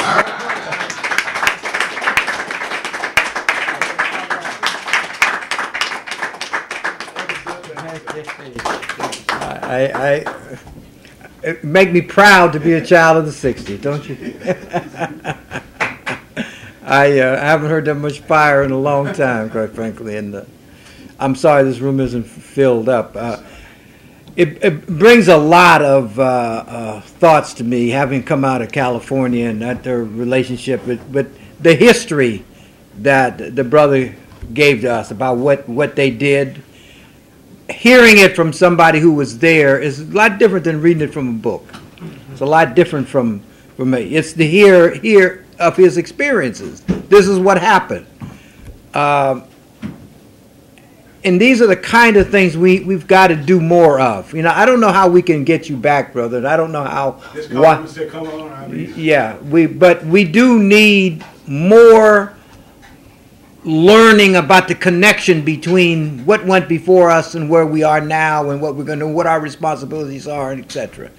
So I have to give the brother a lot of praise. I have much gratitude from being. I see finally Brother Cobb. I always want to look at the generations. When I look at a crowd, I want to see who represents what generation because there are these moments that we gain understanding from people who lived through those experiences, and that's what we heard today. Somebody who lived through the experiences, you know, that's going to stay with you more than reading the story in the book. And the story in the book is not going to be as meaningful as what the brother said. Now, many, many issues. We're not here to talk about issues per se, but I just want to express my gratitude again for the brother's life, because it's that brother's life and brothers like him that has brought us to this point. Brought us to this point of clarity, this point of understanding. Whether you agree with everything we said is really not important. The fact of the matter is that we are in a struggle and that we do have to consolidate, that Africa is the key, and so many important fundamental things, you know, that we have to build from.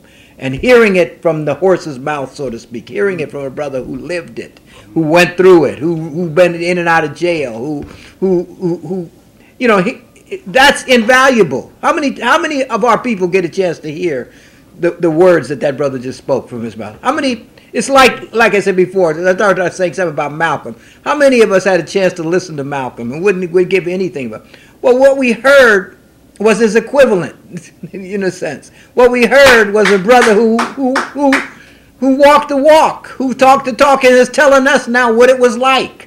Who not only gave us information, but gave us that fervor, gave us that feeling, gave us that sense of this is what it was like to be there. This is what, you felt that. Whether you agree with that, you felt his presence on that battlefield when he talked about what they did. You know, I mean, that is invaluable, brother. That's invaluable. I am sorry this room isn't filled up, but I am grateful that he's here. I am grateful that what he did, and he makes my point, the point that I keep driving. It is very important that you listen to people who were there to talk about what it was like being there. There's no substitute for that. That is not something you can get out of a book. That brother didn't bring you a book, but he brought you an experience. He brought you an emotional journey back to the life of what it was like being in the life that he lived, and what he gave it to you from the heart. And that is absolutely invaluable. So, exactly. Well, he's more than a book. You know, that's my point. He's the living book, if you will. He allows you to feel it in ways that you wouldn't feel it reading in a book. Even a book that he wrote wouldn't be as strong as him standing here telling you about his life. So, I'm grateful, you know, and I'm a man of your generation, so to speak. But I'm grateful that you express that in that way, and that you did it here, that you did it tonight, and that we all felt that. Is there any questions that you have for the brother? Kofi. I wanted to, as you were, well, Jesse was a junior. He didn't hang out with us back in the day. He really came to prominence when he organized PUSH, which was supposed, I think right after King died, supposed to have been the economic wing of SLC, and he broke it off for himself. Jesse, we just see as an opportunist and stuff like that, and that somebody's not important, just, you know, somebody to get money from the Democrats, money from the government, and participate in these kind of things. And the folks I'm around, we want to burn the government down and print our own money and hang out with people like Muammar Gaddafi and those kind of people, and just to hang out with the Democratic Party, Republican Party. So that's just two different ideas. We want revolution, and we don't think voting and none of that mess going to do nothing. So I don't even participate in no voting. I think Obama is the worst thing ever happened to the human race. Well, he's right-wing and very right-wing, and my main principle is that he's attacking Africa, dropping bombs on Africa, putting drone stations all over Africa, putting what's the African, and got over 35 different bases that he's building in Africa, working in Africa, and they're preparing for war in Africa and recolonizing Africa. And he's a warmonger. Look what he's doing in Syria, and look what he doing in Somalia, and look what they just got whooped in Afghanistan. They got whooped in Iraq. They got whooped in Vietnam. They got whooped in Somalia, and now they're putting their troops in Africa, coming there, and we must be prepared for them and ready for them, and we must make sure we whoop them and make sure Sekou Touré is correct when he said that imperialism would find a grave in Africa. Africa is our land, and we know that the resource of Africa is what makes the wheels of imperialism turn all over the world, and that they're going to fight for Africa like just as hard as they could ever fight. And we African people in the Caribbean and whatever, that's what we mean by Pan-Africanism. All of us have to come now with an African ideology and an African objective, Pan-Africanism, and that we have to unite ourselves and unite our people and stand strongly for Africa. And when Africa fight, we all have to fight all over the world. If they drop bombs in Somalia, we need to blow something up in Mississippi. If they drop bombs in Kenya, we need to hit a crack in the head in Mississippi or Alabama or right here in D.C. We need to make them feel unsafe anywhere in the world by them dropping bombs or attacking Africa. Attack on Africa, we will attack anywhere and everywhere in the world. That's what I'm saying, but we have to make that a reality, and we have to develop that attitude. And now we have got to go out here and teach these little so-called young children, young boys, young girls, young gangbangers, children in school, and every other institution in the jails and prisons. We got to teach them to love Africa and teach them that Africa is their solution to whatever they're going through, and give them the education and importance of Africa. And my buddy Knox always said that math was a great weapon, and we need to teach our children the math and the science that they need to know. And I basically think that we need to take guns and go down to Kadoja and these other schools and burn the books in the library and run them Uncle Tom teachers out and bring our children in and give them apple pies and give them some drums and some dancing and some love, and start teaching them and guiding them ourselves. If we want our children to be engineers, we got to train them to be engineers. If we want our children to love, we got to teach them to love. If we want our children to have African culture and live African culture, we got to put them in an African environment. And we won't wait on our enemy to do it, or beg our enemy to do it. It ain't going to happen. It ain't going to happen. And if you ain't going, even black folks that's under the tutorance of white people ain't going to do it. You got to do it. If you want your children to be revolutionary, the revolutionary got to teach them, right? Yes, Mother Africa. Well, China's coming in the front door. America, France, Britain, Germany, Europeans, they came in the back door. Drop bombs, kill, and when they come to get our down, they get them with bombs and whatever. China come in there with money and buying, and they building infrastructure. And I'm for China being in Africa. I ain't for China controlling Africa. Nobody can control Africa. But if we work out some deals with China and they build Africa, that's a good deal. But matter of fact, I'm prejudiced because I would rather to see the devil in hell in Africa over these crackers, over America, over France, over Britain, over Germany, who've already killed a 500 million Africans. Get them the hell out, and we'll deal with whoever's there now. So I think China would be a benefit for Africa, and they build infrastructure and spend a lot of money in Africa and making economic deals and all that. And I don't see no signs of colonialism in Africa by the Chinese. But if they do fair and we can work out fair deals with China, they're welcome. But we know that the United States, Britain, France, and all these folks, they've been unwelcome. And we need to be like Idi Amin Dada. You know, take everything they got. Tell them you came with nothing and you're leaving with nothing. And take your guns and lower them down at them and march them to the river or wherever we want to send them. Yeah, tell them start swimming. And like Mugabe doing in the Zimbabwe, but we got to clean Africa out. And so basically, I have no problem at this point with China and Asian countries being in Africa, but I have a problem with the Arabs coming down in Africa. They need to get the hell out because they ain't nothing but colonial imperialist forces too. And I think Gaddafi was right. They had no business in Africa, and Africa is for the Africans. And that's why the murder of Gaddafi is a tragedy. It's the worst. Like Lumumba, like King, like Nat Turner, and all other people. And that's why, that's one of the reasons I think that the name Obama stank. And so anyway, so sister, I think that at this point I have no problem with China being in Africa. They build and pay. These crackers steal and kill. Yes, brother Africa here near you, brother.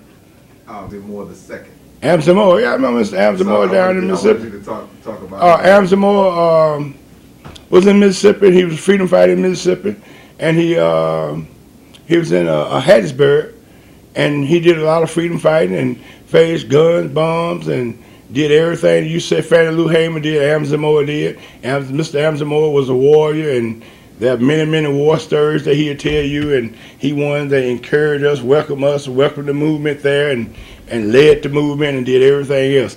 But Amsamore is just he's part of the Mississippi Freedom Democratic Party, and he's just a big hero and a person that snick people and people like myself.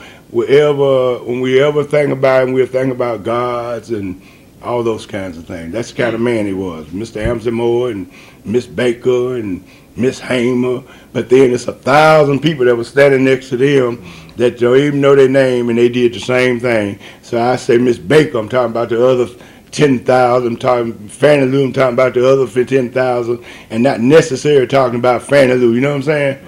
So it's, yeah, Mr. Amsamore was a great, great, great warrior. That's my African brother. Yeah. Okay, yeah, okay. No problem. Just say this, I don't want to hear it, but all I'm saying is that Greek, Roman, and all that, they had boyfriends. Right.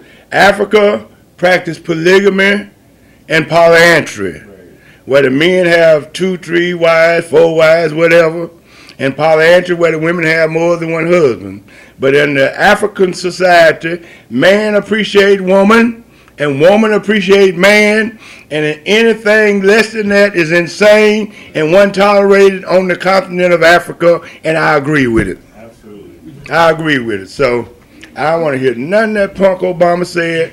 That's dumb. And one other thing, he would in South Africa. They had big demonstrations against him coming. They called him the big warmonger. They had pictures of him. Well, we all know that. With the shoes, they would hit his face with the shoes. Yeah. This is South Africa. Obama is worse, and that's why I'm saying all these so-called human rights, civil rights, and all these people that talk about they like King, and King was against the war in Vietnam. King was against imperialism. King was against America involvement all over the world and all their wars, spoke out against it, fought it. And matter of fact, King spoke out against the war April 4th, 1967. And what this government would do, they would kill you on anniversaries. They do it all over. They attack and do different things, blow up stuff on anniversaries of the thing. And on April 4th, 1968, the FBI, CIA killed him. And matter of fact, I warned him that they were getting ready to kill him on February the 7th. I was at his house, sitting in his bedroom changing clothes. I turned to him and said, Martin, they out to get you. Because it was hot. People died all around us and all kinds of things was happening. Major war was taking place. But, it was tense. And Stokely said it to me, Kwame, said they out to get Martin. I went and said it to Martin face, Martin, they out to get you. And left it at that pretty much. But he said something, whatever. And the reason I know it was it was February the 7th, because on February the 8th, the Orangeburg Massacre happened. South Carolina. Students went to the white bowling alley, tried to bowl. They said no, went back to the campus, and the National Guard, police, white people, racists, surrounded the school and just started shooting down in the school, shot 6 to 8 children in the back, shot some of them 2 or 3 times, killed 4, and then when they got shot, they picked them up and put them in jail for getting shot. Cleve Sellers, who worked with us in Sncc, was shot.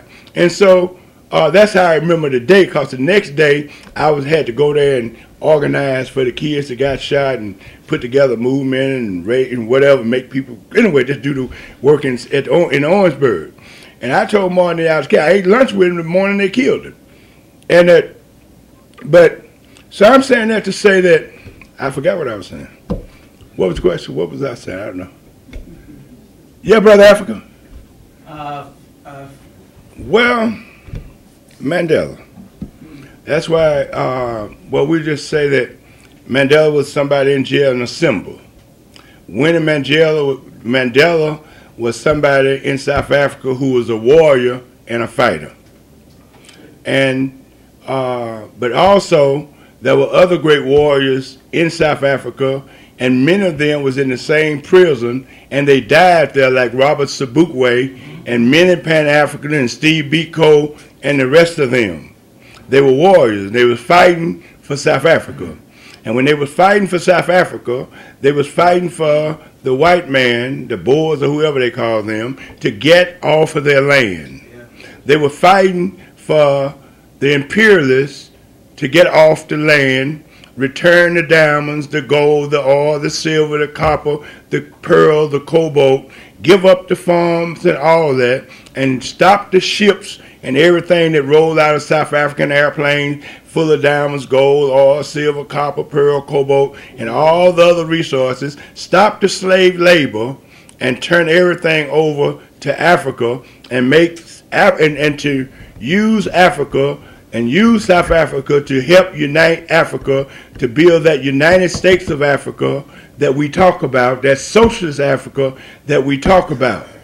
And that the deal and negotiation that they made with Mandela, where they would let him out of jail. That's why we never said end apartheid. We said imperialism out of Africa. Because Andy went to the government of South Africa and said, look, I'm the one that negotiated Birmingham. And when I negotiated Birmingham, the business community lost absolutely nothing. Matter of fact, they gained from the desegregation laws that was passed in Birmingham, Alabama, and the business community didn't live nothing. And Andy wanted to help negotiate South Africa. And he did, because that's why they sent $100 million into Lusaka, Zambia. When they let Mandela out of jail, they called all the ANC leaders and a lot of other kinds of leaders, called them into Lusaka, Zambia, and Andy divided up $100 million to them, put them in houses and Cadillac and Mercedes to give a symbol of victory and success.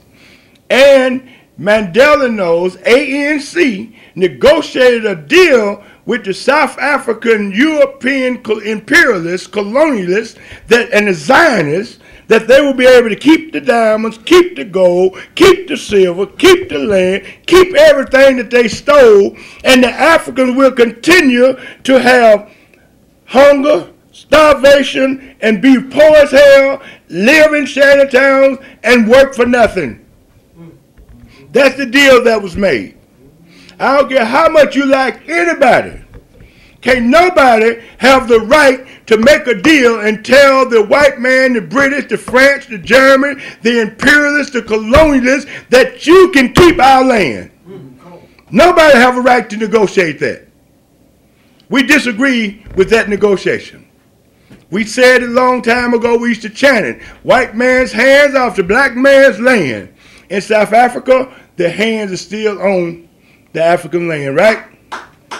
So, South Africa need a revolution. The revolution in South Africa is not complete. And we need to do at the death of Mandela like we did at the death of King. Burn America down. The brothers in South Africa should celebrate the death of Mandela by continuing the revolution and burn South Africa down until the last white man has surrendered and every resource and every acre of land is in the hands of African people. Did I answer your question? You did. Okay, Brother Africa. Sir? I'm not as up to date, but I know that Fidel is a symbol that all of them are trying to follow. Hugo is inspired by Fidel and the Cuban Revolution. And Chavez, Hugo, is inspired by the Haitian Revolution that armed them when the Haitian was strong and black power, and armed all the native people there, armed them and sent them back to their countries and told them to go fight. And when you fight and when you win, gave them guns, everything they needed. Our philosophy, when you win, all we ask you to do is to free the Africans. So those revolutions now are saying to the imperialists and all these big companies, we got the oil and the resources. Why is all the benefits from our oil going to Shell, going to America, going to France, going to Britain, and the people down here can hardly get a bean to eat? So what they're doing, they're imitating Cuba, trying to bring doctors there, free doctors for everybody, trying to bring allotment of food where everybody get go to the grocery store and get their food every week and ain't worried about no money. Everybody own their house, build houses for everybody, build a social society. And what they're doing, trying to create their own banks, get rid of the American banks, European banks and all that, and the Bank of America, is that what they call it? Not this Bank of America. You want to burn this Bank of America, the one that got your mortgage and got your mama all screwed up. Want to burn them. But the banks of America is where they take all their resources, print their own money, and put everything there, and they don't want to pay their own bills and stop the benefits from coming outside of South and Central America and the Caribbean. And what they're saying to the Caribbeans, do like we're doing, and all of them unite, come together. That's part of Pan-Africanism, that's part of the socialist movement, and they all unite and unite with Africa, and we will economically, socially, and every other way be the most powerful people in the world. These are the only solution. Hugo had it. That's probably, I believe they poisoned him. I believe they killed him. I don't know how they did it, but they did it. Oh, they did it. And every time a leader, Nkrumah and the rest of them, Gaddafi, King, every time they try to unite us, Mugabe, on a world basis, they see the threat of it and they undermine them, kill them, coup d'etat them, or do whatever. Because a united Africa, that speaks to us. A united South Central America with the Caribbeans, that speaks to us. And imperialism see that as a deadly threat. A deadly threat. The imperialists see Pan-Africanism more of a threat than they do Islamicism. It's over 1 billion of us now. And with the philosophy, we talking about having the same ideology, putting our armies together, putting our philosophy together, and you know, educating ourselves, children. We'll be a power base. You're going to only have power when you control your land. When you control your land. Everybody's fighting for our land. Chinese is fighting for China. Look at them now. Kim Jong, that little fella, little beautiful brother, is fighting for Korea. He got a right to put nuclear bombs at them. They invaded Korea. Stole half of Korea. Got Korean slavery, South Korea. Got armies all over there. They holding the land hostage. He got a right to point nuclear bombs at them. And he needs to use them. Give them a date, time, and hour. If they ain't off the land, he needs to start shooting his nuclear bombs. And we need to have the same attitude toward Africa. Your motherland is being raped where you sit here. Your children are dying in the jails and prisons by these people that put you on the slave ship. The prison ain't nothing but dry land slave ships. And we need to burn them down. Ain't no justice, the laws and all that to pass to get them. If you get them, if somebody asks me, what about Ralph Brown? I said, when we go in there with guns to get him, we'll get him. If you wait on these white folks to turn him loose, that ain't going to happen. We need to burn the prisons down. We need to take over the schools. We need to be out here teaching and loving our little children in the gang in the streets every day. We got some work to do. So do I speak to your question? Is that clear? Or do you want to add anything to it? Is it clear? Just the fact, yeah, it's clear. It's clear. But you want to add something to it? Add it. You're welcome. It follows what you're saying, that the movement in Latin America is along the lines of Pan-Africanism. That's right. You know, and that they're doing things, you know, and there's stuff that they connecting with the African continent. There's concrete things going on we need to pay attention to, and then we need to, you know. And also, Fidel,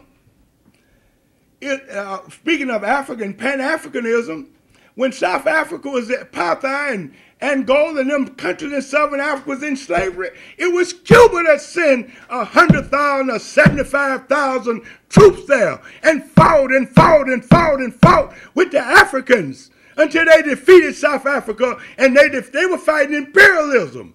And they surrounded imperialism, and they had them surrounded militarily, and they were pounding them with bombs, and they couldn't fight back. And they forced them to surrender, forced them to make a deal. What was that area called where they defeated them? I'm glad to be with smart people. Yeah. They defeated them. They whooped them and made them beg to come to the negotiating table. And they told them, Cuba and Angola and the rest of them told them, get the hell out of Angola. Get the hell out of Namibia. Get the hell out of Mozambique. Get the hell out of South Africa. In that junk. And that's how it's done because of the revolution and the forces in Cuba. But let me tell you this too. You know, I want to proudly say I got a son in Cuba with Fidel right now. He's in medical school down there. And Fidel, oh man, I can see his Fidel attitude. I said, I got you till you get 18, and then I'm sending you to your daddy, Fidel, your real daddy. So he's in Cuba with Fidel. But let me tell you this, you'll be proud of this. I got a call 2 weeks ago. And my son called and said, I want you to speak to somebody. He said, I'm on the beach. And guess who I'm on the beach with? I'm on the beach with a soldier who fought in Angola, who lost both his legs, and me and him chilling on the beach together. Yeah. And a lot of soldiers lost a leg, died, got killed, but they freed South Africa and did a lot for South Africa. And we'll forever be in many thousands of doctors, and we'll forever, ever, ever, ever, ever be in debt to the Cuban Revolution. And the Cuban Revolution got doctors all over the world working free and going and marching through alleys and going up hills and mountains where you think don't nobody live, caves and everything, looking for sick people, looking for diabetes and curing the diabetes in the whole area, looking for, malaria, curing the malaria in miles and mile areas. Cuba, different than American Cuba, United States treats your sickness. Keep you on a pill the rest of your life. Keep you, boy. I mean, they keep you on that damn pill. I bet half of y'all on blood pressure pill now. And some other junk. Cuba cure your sickness. Cuba give you some juice and some drinks and some stuff made from leaves and some of that other stuff. You drink that stuff and all that, your sickness gone. Gone. They wipe it out. They cure your sickness. And they do it with love and joy. Like the doctor act like they owe you. They serving you. And that's the attitude they giving my son. And I'm so proud of Fidel and proud that he's there. And I invite any of you, go out here and gang one of these little gangbangers or any of these children you know. Put your arms around them and convince them to go to Cuba. Ain't no guns down there to shoot each other. Let me tell you, we talk about how smart Cuban doctors are. But guess what they ain't smart at? Taking bullets out of people. Because ain't nobody getting shot in Cuba. Yeah, American doctors real good at taking bullets out, right? Yeah, because they got you killing yourselves. I mean, Cuba can deal with that if it's a revolution, but the kids, ain't no guns on the street. Ain't no drugs in Cuba. None. Ain't no homeless in Cuba. Ain't no hungry people in Cuba. Ain't no people in Cuba without a doctor. Ain't no light bill, gas bill, water bill. That depression ain't there. You don't even have men running around talking about, that ain't my baby. Baby born, he already born with the right to live in a house. He already born with a right to have food, water, lights, clothes, education, medicine. So you ain't got to be beat down and oppressed and scared to have a baby in Cuba, because the baby born with human rights in Cuba, it's taken care of anyhow. So you got brothers walking around lying. That's my baby, that's my baby, that's my baby. You know, you walking around, ain't none of mine, looking just like you too. Ain't none of mine. You lie, get the hell with me. So we need to follow Cuba. We need to follow Hugo. We need to follow Mugabe in Zimbabwe, and all revolutionaries are the good and the best people on the face of the earth. Next question. Another question. Yes, Brother Africa. I have a question on brother. All right, Brother Africa, you out? Thank you, sir. Appreciate you here. All right, my brother. Sorry we kept you so late. By the way, Oh. I know, excuse me, Baba Lumumba, we gave you a picture, a photo of Baba. He wants the donation, please, if possible, for the picture. But he wants you to keep the picture, of course, even if you don't have donation. Yeah, no high pressure technique for the picture. If anybody want to give a donation, give. If you ain't got nothing to give, don't give. And the reason we don't sell them, because if you give them away, sell them, somebody may not have money to get down, and they might be the one that wanted the most. So anyway, so that's the end of that. But what's your question, brother?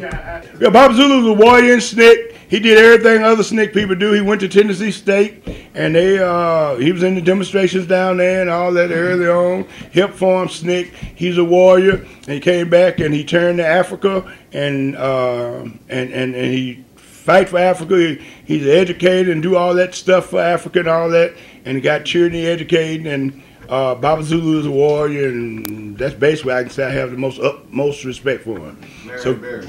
Marion Barry, the best mayor that the world has ever seen. The best. They don't come no better than Marion Barry. Marion Barry took everything them crackers had and put it in the hood. He did a good job. We thank him. We love him. We thank him. We love him. We honor him. He's a good brother. And that Bush them tried to set him up and all that. Marion Barry helped the people. He might have hurt himself here and there, but all these other males, they hurt us. They hurt us. Bush hurt us. Obama hurt us. All of them hurt us. Marion Barry did the best to help the people, and I understand he might have did a couple things hurt himself, no problem. But I think man's a good mayor and good people. Matter of fact, I came here in 1965 and helped organize the fight where we called home rule fight to take the vote up here. I came here to do that, and I was out here organizing for home rule back in 1965. So I have the utmost respect for Marion Barry. Mary Treadwell. Huh? Mary Treadwell. I forgot. Well, I don't remember her, and I don't remember her, but I did meet his wife or wife here and there. But I don't remember who she was, what she did, and all that kind of stuff. I may have a long time ago, but the first thing that left me when I got 70 was my man. Yeah, Brother Africa asked me in. And Brother Menelik, them just said this. Menelik, them been going out here and grabbing me and saying, taking me to different towns and said, Mukasa speak. And matter of fact, they just put together something. I went to Jamaica and spoke at the university of, both of them universities. And then they put me with the reggae folks, Peter Tosh and all the Rasta folks. And I had the time of my life hanging out with the Rastas. They were singing and I was speaking. And it was so good, I came out there saying my name was Rasta Mukasa. Please, family, I just want to introduce the priest first from North Carolina. And he just quick. Oh, I see. Yeah, just say a few words, priest. Thank you. Oh, okay. I just want to say, Share Lafia Ni. And I'm happy to be here. Even though it's small in numbers, it's very powerful. The people who are here, who are definitely involved in the movement, been involved in the movement, and always will continue. Your spirit will continue to go and to continue to do things. I'm based out of Durham, North Carolina. The chief elder for Wadu in North Carolina. I'm also a Babalawo, a priest of Oshun, and a Gungun priest. So I do ancestral work, priestly work. I'm also involved in the behavioral science profession, and also, you know, we just came back from New York. Serious meetings at with the African Union, and you know, we will be sharing a lot of that with you because it directly affects what you're doing here, and some of the things that I heard tonight, even just from brother, you know, we definitely tying in. So I really thank you.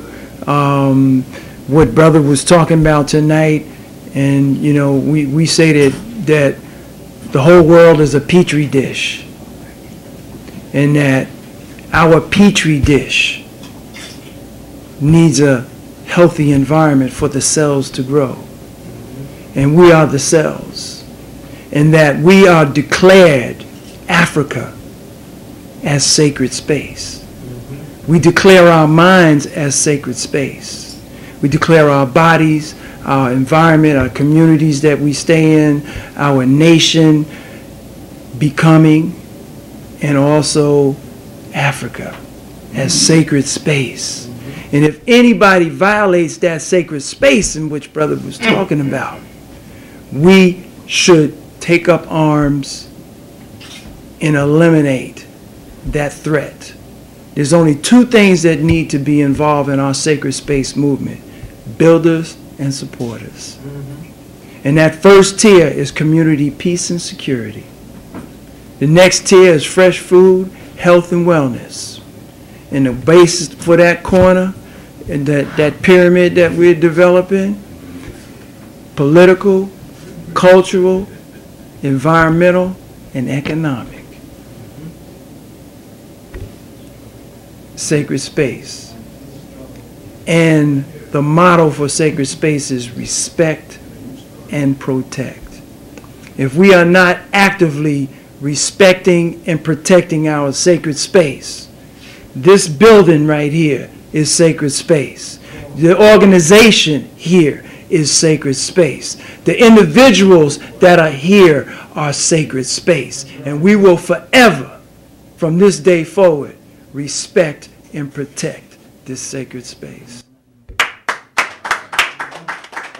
Baba, could you just mention the other 20 village gathering, and also that's the Pan-African Assembly, also September, what's going on in Durham, please? Oh, okay. Briefly, there's a Pan-African Assembly that's going to be in Oyotunji Village in South Carolina. The first one was last year. This year it's going to be even larger. Oyotunji Village has created a mechanism for Pan-Africanists to come together from all over the world, which they will be. I mean, it's already going to be very large numbers. Mutabaruka will be there. I mean, it's just a whole lot of people. Brother, Johnson. Yeah, Umar Johnson. Many of the Pan-Africanists will be there. It's an organizing place, some very serious workshops that are done, and so that will be in Oyotunji. It's the first weekend in September in North Carolina. We're having it's a festival. It's called Ralak. But part of the Ralak Festival, last year we had an interfaith reasoning roundtable.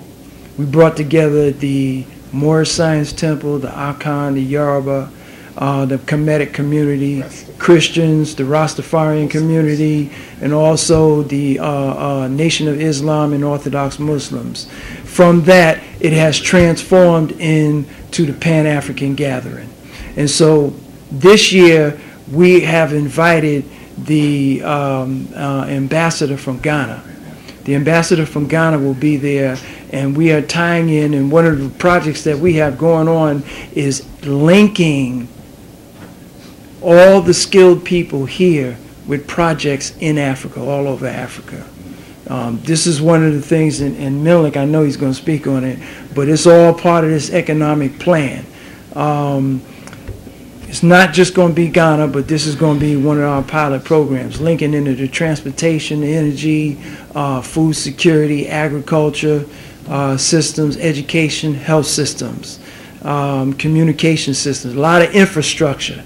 Now, we mentioned the Chinese. The Chinese are moving in Ghana trying to deal with waste management. We can do this. We have people who know how to do this stuff. There are projects in Ethiopia which we're tying into. You know, I don't want to, you know, speak because it's late and I know, but we will have the opportunity because we will make this link and we will come back and we will speak, and we invite you to South Carolina, and we invite you the first weekend. It will be at a place called Stone Circle in Mebane, which is North Carolina, which is about 20 minutes outside of Durham. I-85, 95, 85, you right there. All right, so I'll make sure that you get the information.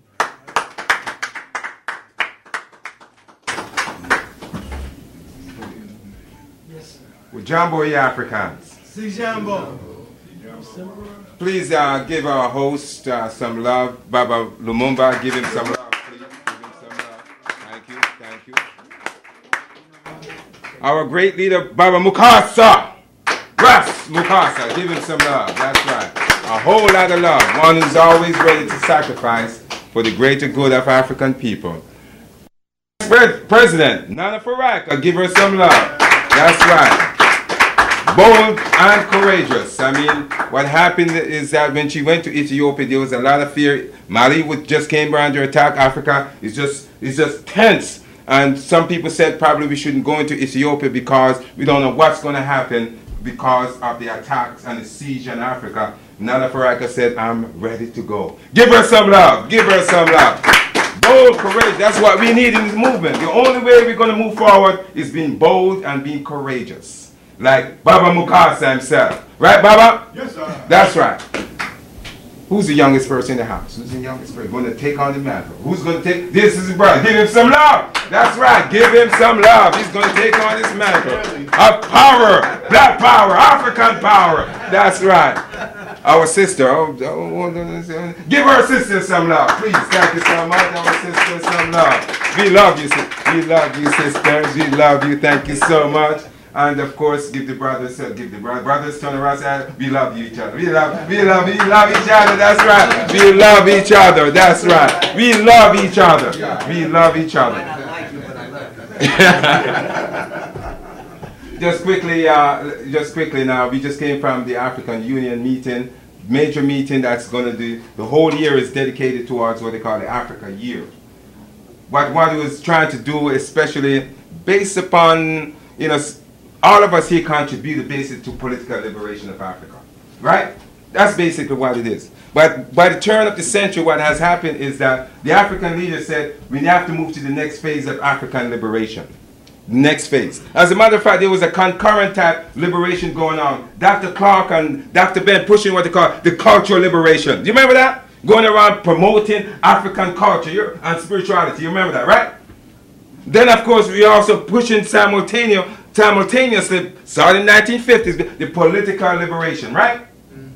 By the 1970s, 80s, you have Dr. Clark and Dr. Ben really pushing what you call the Diop and the rest of them. All this promoting Africa, Nile civilization and so on and so forth.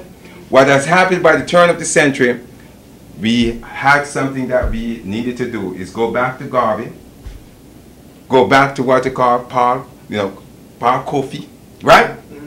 Economic plan, and begin to push forward to make sure we can reinforce our culture and our politics. Otherwise, what's going to happen is that there's going to be a degeneration, which already occurred because we cannot fortify the economics, the politics and the culture with the economics. And so what happened is that we're saying in Wilder that we have to seriously engage the economics. July 20th, of course, everyone knows is the 113th anniversary of the Pan-African movement, the formal launching of the Pan-African movement, right? This is time when all the Africans came together and said, we're going to work together as one front to get rid of slavery, basically, to make sure that there's political independence, to make sure that we push our African culture, da-da-da-da-da. What we're saying is that, and we have talked, Brother Imam, give my Brother Imam some love. Give him some love. Sister Josh, she was up there at the African Union UN meeting. Sister Josh. Yeah, I'm talking to you, sister. Give her some love. Yeah. That's right. Give her some more love. She's getting a lot of information out on the movement. We love you, Sister Josh. She is. All right? So what happened is that we're saying that we want to build a network of business leaders, entrepreneurs. Right here in D.C., we're saying that we wanted to have about 50 business leaders. Same thing in North Carolina. Same thing in Georgia, same thing in Jamaica. At least 50 African people who are dedicated towards doing business with Africa. If we don't do it, who's going to do it? If we don't deal with economics, who's going to do it? Good question. As a matter of fact, the quote that the Ambassador Tete gave to us is that you were instrumental, we were instrumental for the political liberation of Africa. Now we want you to be a core part of the economic liberation of Africa. Are we going to do it? Are we going to do it? Yes. Yes, we have to.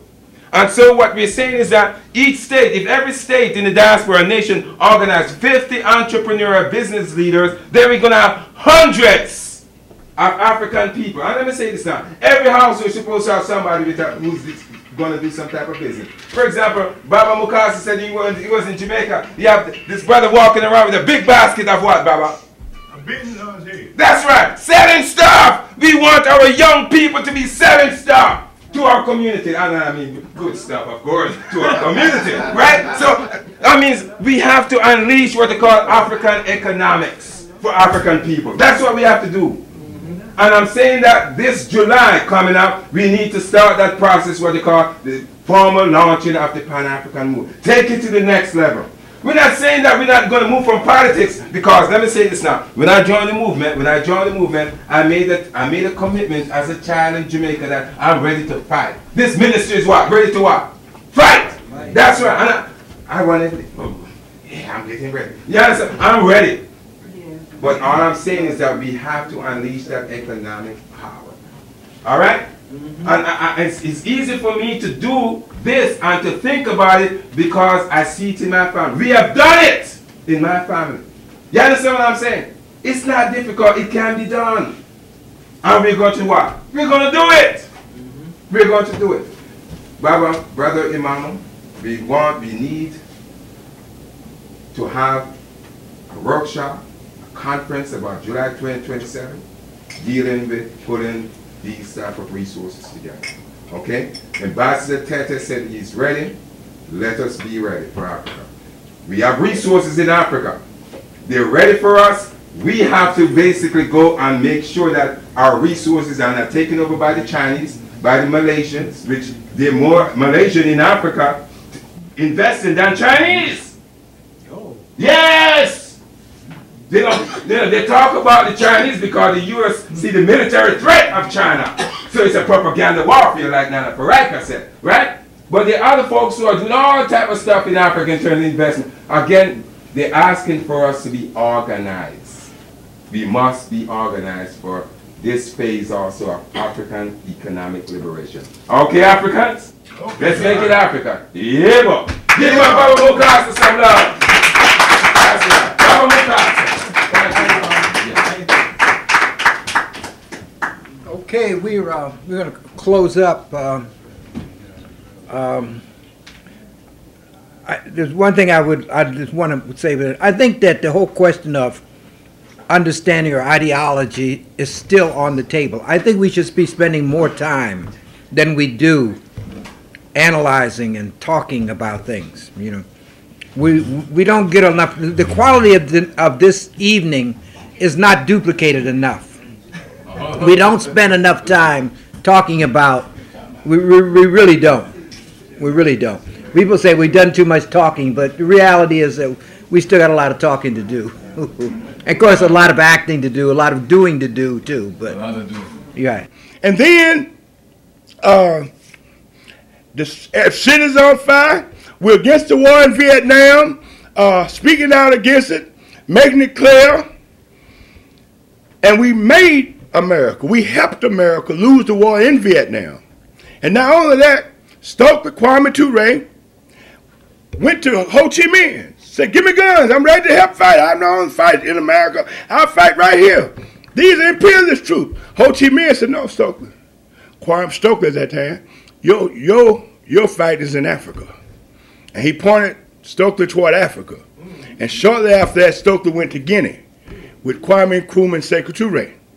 And when he went to Guinea, he now come and started talking about ideology, started talking about more about Pan-African black power, educated it to Pan-Africanism. You can only have black power when you have land, when you have your own government, have your own country, have your own nation, have your own army. He moved to Pan-Africanism. And when he moved to Pan-Africanism and started talking about Africa, he moved to socialism also. And also I want to say that even from the beginning, Cuba was always an influence on our movement. Castro was always a friend of the civil rights movement, always in all the movements. Fidel Castro and the people of Cuba. Cuban Revolution was our example, no doubt about it. Secondly, now we're looking at Africa. And when we looked at Africa, we saw where Kwame Nkrumah, Sekou Touré had become independence. We saw the history of Patrice Lumumba, how he had been murdered, and now we see the criminal behavior, not just the sheriff in Alabama, but of the FBI, CIA, United Nations, and America, and its big companies and its imperialist forces, how they murdered Lumumba in the Congo. And then when we looked at that, we now introduced to the word colonialism. We see South Africa. We see Angola, Mozambique, Zimbabwe, Guinea-Bissau. And black power now, they talking about black power.